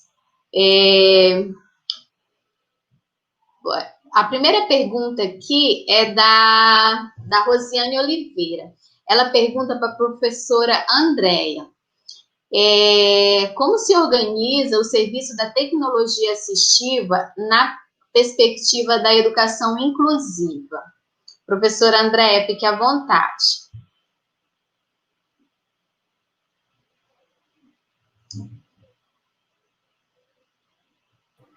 Qual o nome da pessoa que perguntou, Cassiane? Só um minutinho que eu vou verificar bem aqui. Foi a Rosiane Oliveira, participante. Oi, Rosiane. Em relação à educação inclusiva, né? Como eu falei anteriormente, a tecnologia assistiva é uma tecnologia que é voltada para pessoas com deficiência. A tecnologia assistiva que vai possibilitar que essa pessoa esteja incluída em diferentes âmbitos sociais, inclusive na educação, tá? Do ponto de vista educacional, quando você vai pensar na tecnologia assistiva para um usuário específico, né, você tem que sempre pensar quando você vai trabalhar educacionalmente, né, na área da educação. Você tem as tarefas que os alunos têm que fazer, as atividades que eles têm que fazer, tudo que envolve essa tarefa e essa atividade, quais são as ações que eles têm que fazer antes, quais são as ações que eles têm que fazer depois da atividade, e a partir desse entendimento, então, você vai escolher uma tecnologia ou desenvolver uma tecnologia. A Sheila mostrou ali vários exemplos, né, de tecnologias de baixa complexidade. Então, se dá dessa forma, tá? Uma coisa é a tecnologia assistiva, outra coisa são as metodologias alternativas de suporte à inclusão, né? Que aí existem várias metodologias que possibilitam que o aluno com deficiência esteja incluído na sala de aula, com os demais alunos. A tecnologia assistiva, ela é muito voltada para o indivíduo, para o aluno, que vai, a partir dessa tecnologia, esse indivíduo vai poder ser incluído, né? E aí, do ponto de vista da sala de aula, do ponto de vista educacional, o professor tem que pensar em várias coisas, que tem alunos que precisam de uma tecnologia assistiva, né? Então, a partir disso, ele tem que pensar assim, o que é que eu, enquanto professor, posso fazer para melhorar a minha aula? Como, por exemplo, que metodologia, que estratégias de ensino eu vou utilizar? Aí a Sheila pode complementar, que ela que entende de educação, eu entendo de tecnologia. Obrigada, professora Andréia. Eu vou deixar uma próxima perguntinha para a Sheila, tá bom, Sheila? Vamos fazer mais uma pergunta aqui. Já eu tenho uma perguntinha aqui para a Sheila que ela vai gostar. Porque o nosso tempo está bem corrido, então vamos lá, gente. A pergunta agora é da Maria Machado. Ela pergunta para o professor Alex Santos. Quais as suas dificuldades enquanto a sua deficiência visual e enquanto professor, e qual incentivo você deixa aos estudantes? Professor Alex. Oi. Assim, as minhas dificuldades, né, é mais para enxergar mesmo detalhes, né, alguns detalhes. Trabalho, inclusive, durante meus estudos, eu trabalho com material ampliado, né, e utilizo, né, também alguns recursos de ampliação de fonte no computador, né, para minhas atividades diárias, atividades na hora do desenvolvimento, né, que eu trabalho um pouco na parte de desenvolvimento de sistemas, e utilizo, né, mas fonte ampliada mesmo. E alguns recursos, dependendo do visual, aí é necessário da questão do alto contraste, né, mas atualmente alguns, por exemplo, já tem algumas aplicações, né, já tem esse alto contraste nativo, né, na aplicação. E como incentivo, né, aos meus alunos, eu sempre procuro desenvolver, né, incentivar alunos com desenvolvimento de projetos, com tecnologia assistiva. Inclusive, teve um caso que tinha até um aluno, né, com deficiência no curso, né, na qual ministro, já passou 2 alunos deficientes visuais, né, trabalhando com algum tipo de atividade que possa incluir todo esse público também. Aí é isso. Obrigada, professor Alex, pela sua resposta, um exemplo aí para a gente, né, exemplo a ser seguido. Agora nós vamos para a próxima pergunta.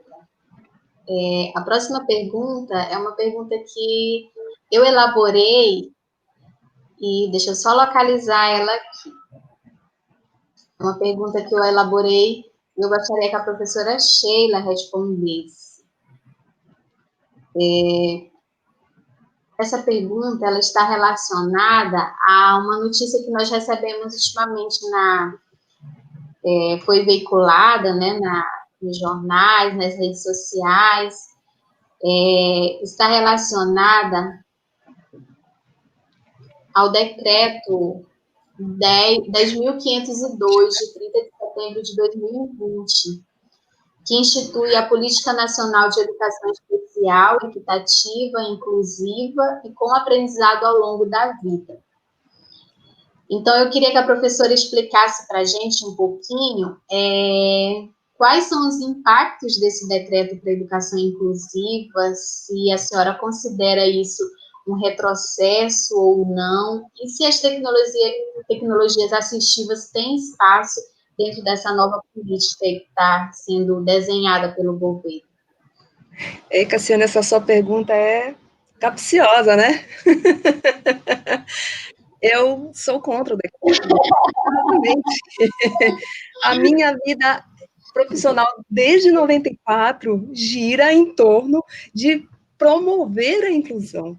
Promover a inclusão não significa desqualificar as instituições especializadas. Uma coisa não exclui a outra. As instituições especializadas, elas têm o princípio primordial, fundamental, da oferta do atendimento especializado.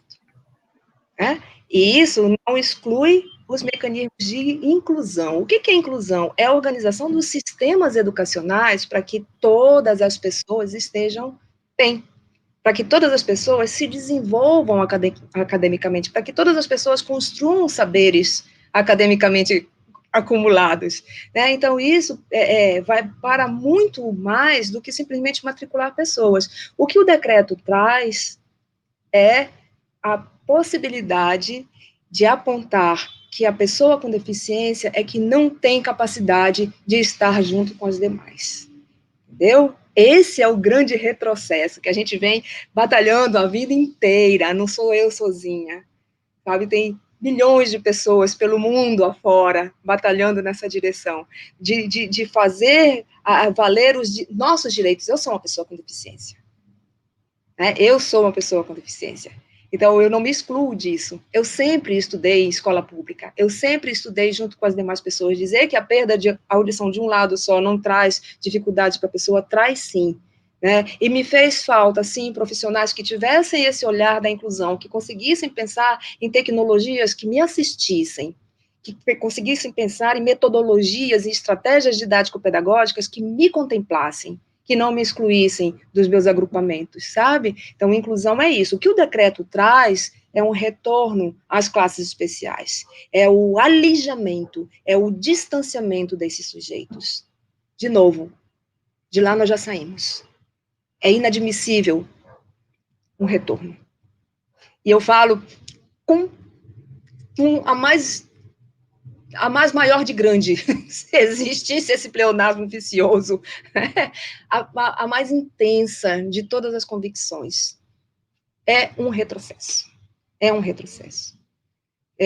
Enfim, eu acredito que eu te respondi, isso me dá uma agonia tão grande, sabe, que o meu convite é quem está acompanhando essa nossa conversa, que raciocine sobre isso, que compare o que nós temos de Política Nacional de Educação Especial na perspectiva da educação inclusiva de 2008 com o que o decreto vem propondo agora, e verifique quais são os pontos de distorção, sabe?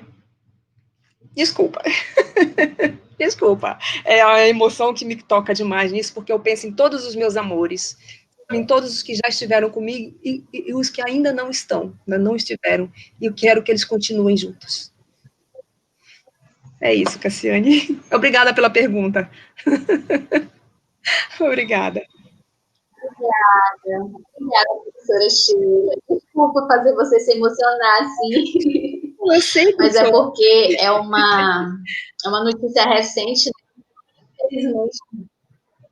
Acho que ninguém que estuda essa área é a favor desse decreto, né? Infelizmente, é um retrocesso, eu considero também um retrocesso, e é difícil, né? Uma coisa que a gente sabe que lá atrás não deu certo, por que agora vai dar, né? Infelizmente, mas, enfim, vamos continuar aqui as perguntas.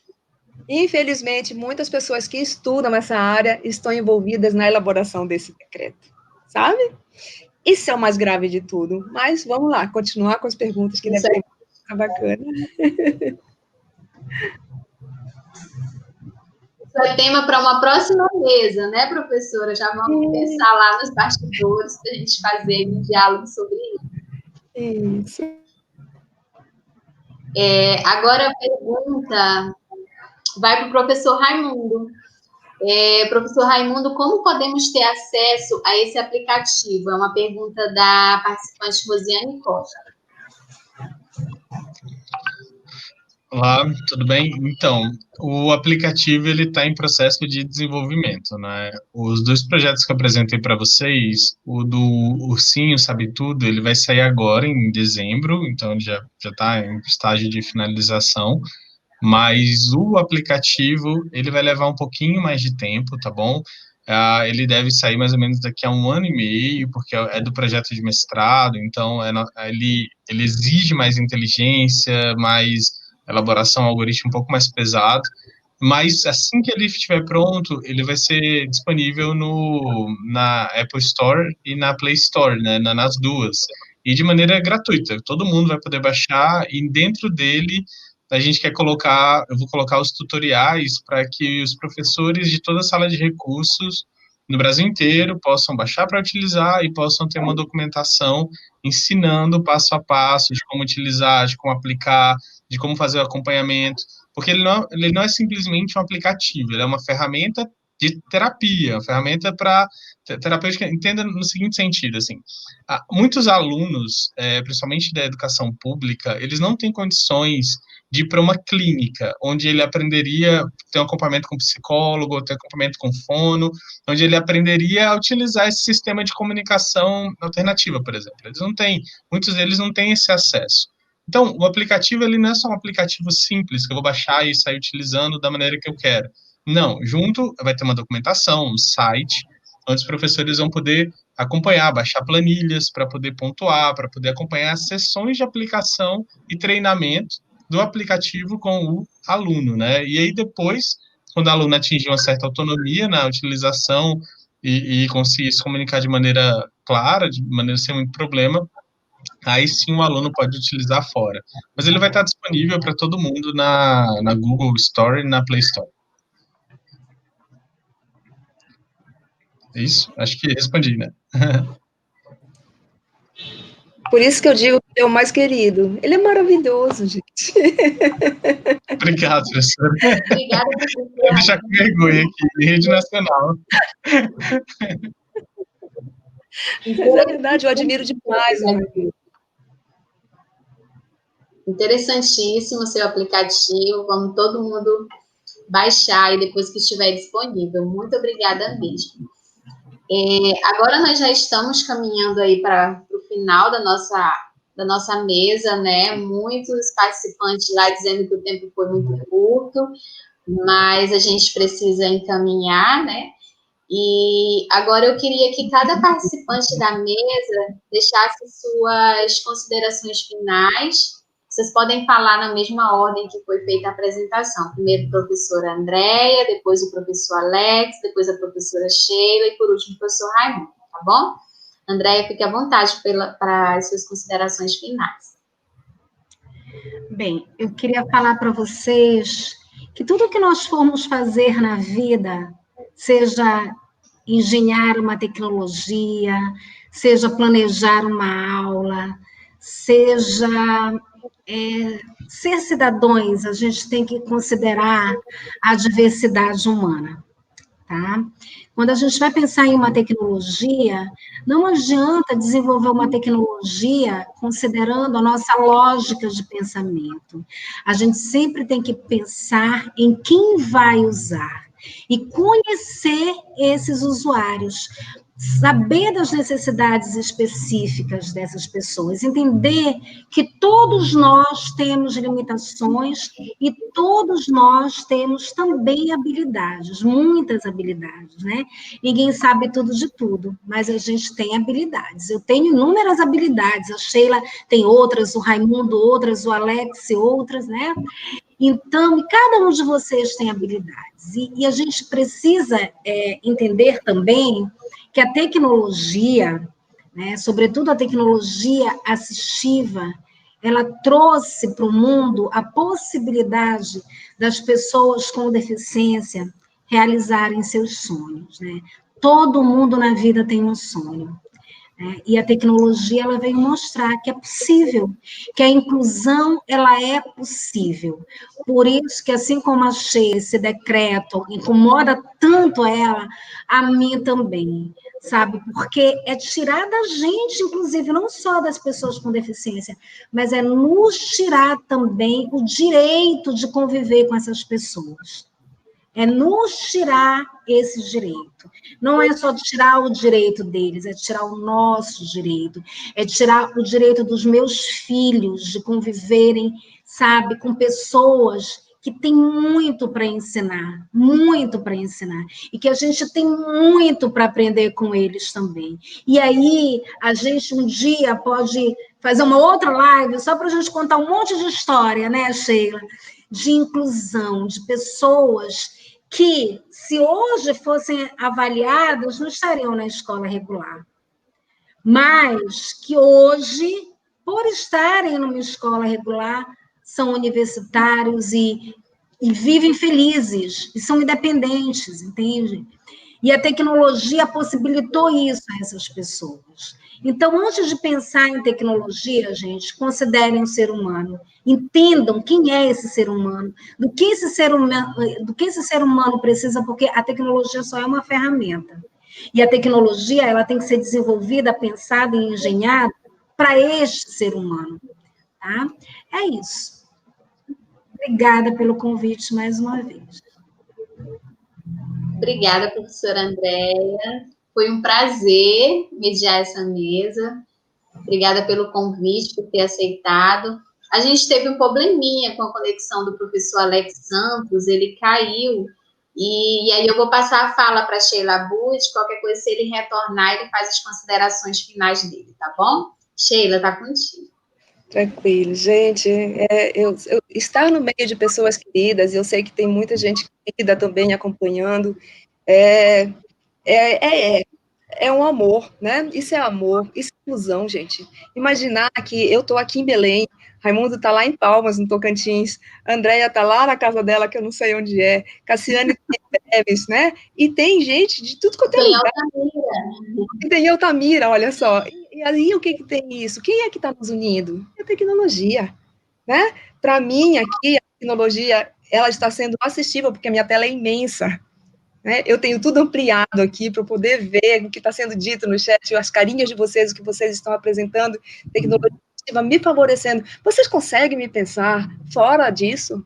Vocês conseguem ver essa mulher aqui, não enxerga e nem escuta de um lado, tem outras coisinhas mais aí, fora dessa convivência? Seria justo isso, gente, com ninguém. Então, o meu convite, a minha provocação para quem está conosco é essa: sejamos sempre humanos.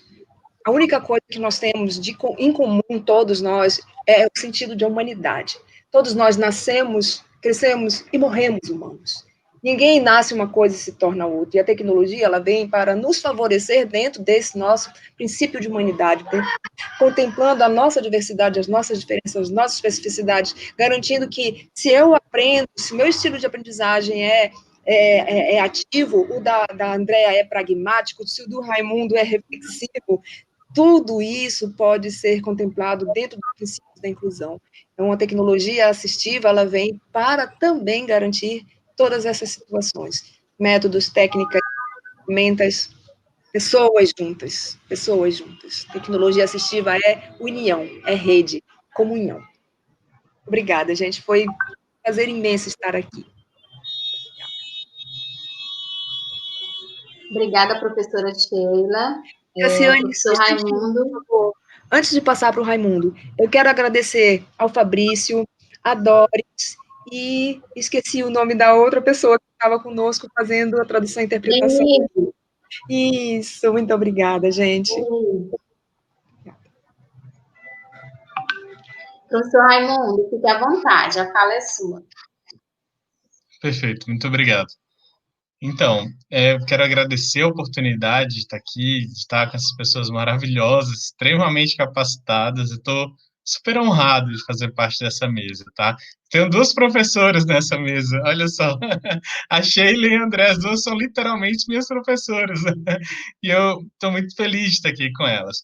Mas eu tenho dois recados para você que está me assistindo agora e para você que acompanhou a gente até aqui.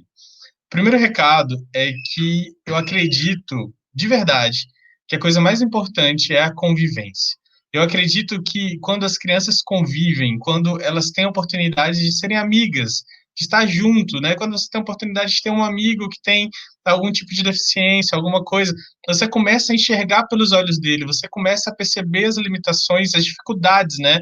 Você começa a entender o que ele precisa ali, e você começa a pensar em maneiras de facilitar isso, de dar mais acesso para ele, de ajudar de alguma forma. Então, eu acredito muito na convivência. E eu acredito nessa convivência desde criança. É importante que as crianças estejam juntas, que elas cresçam juntas.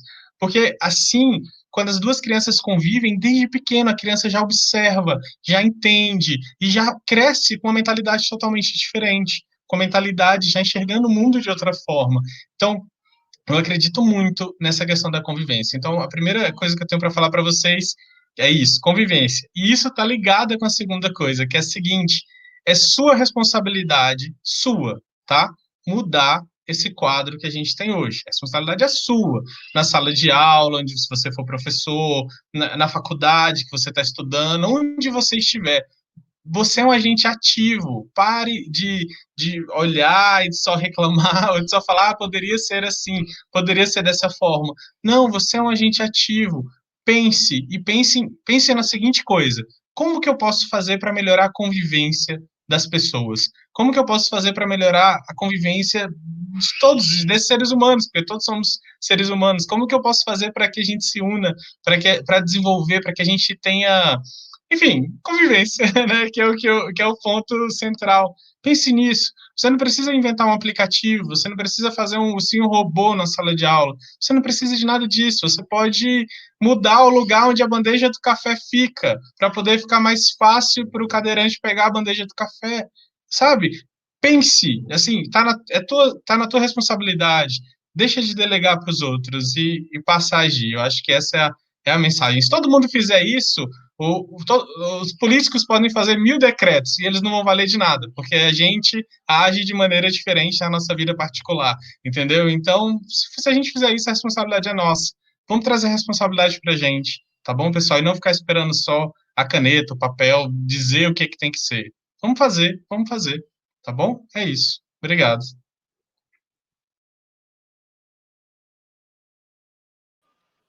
Obrigada, professor Raimundo. É isso aí mesmo, né, gente? Cada um fazendo a sua parte, cada um fazendo um pouquinho, a gente consegue melhorar aí muita coisa e fazer a convivência social dessas pessoas que às vezes já são tão sofridas de uma forma melhor, né? Agora eu vou caminhar aqui para as minhas considerações finais também. Mas antes de eu deixar minhas considerações finais, eu quero novamente deixar um recado aqui para os nossos apresentadores de trabalho científico, que vai ocorrer amanhã. Eu peço que vocês verifiquem os e-mails de vocês, pois ontem a nossa equipe organizadora encaminhou a relação com os horários de cada apresentação. Então, fiquem atentos lá aos horários de cada um apresentar, tá bom? Não esqueçam de verificar os e-mails. O professor Alex, ele teve uma queda de energia, infelizmente, e não conseguiu retornar à nossa mesa para fazer as considerações finais, mas eu quero deixar aqui o muito obrigada ao professor Alex. As suas contribuições foram importantíssimas, né? Infelizmente, esse problema técnico aí não permitiu que ele ficasse até o final.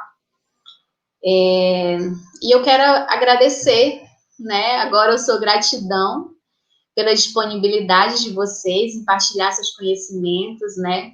Quero agradecer a toda a equipe do CIMECT que está por trás aí dessa mesa, na contagem do tempo, enviando as perguntas lá no chat para a gente.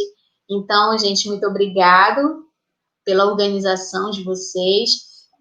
Eu quero fazer um agradecimento especial aos nossos internautas, alunos, professores, técnicos administrativos, comunidade externa que esteve acompanhando aí desde das 16 horas a nossa mesa, interagindo com a gente lá no chat. Muito obrigada a todos vocês. Quero também fazer um agradecimento especial aos nossos intérpretes de Libras, o André, a Denise e a Doris, que estiveram aqui nessa mesa com a gente, mas também o Fábio e o Fabrício, que também estão aí durante o evento nos acompanhando e contribuindo com a gente. Muito obrigada, gente, a todos. Eu sou muito agradecida mesmo por vocês terem aceitado o convite. A gente tem muito o que aprender. E, olha, parece que o professor Alex retornou. Estou vendo aqui a carinha dele, professor Alex.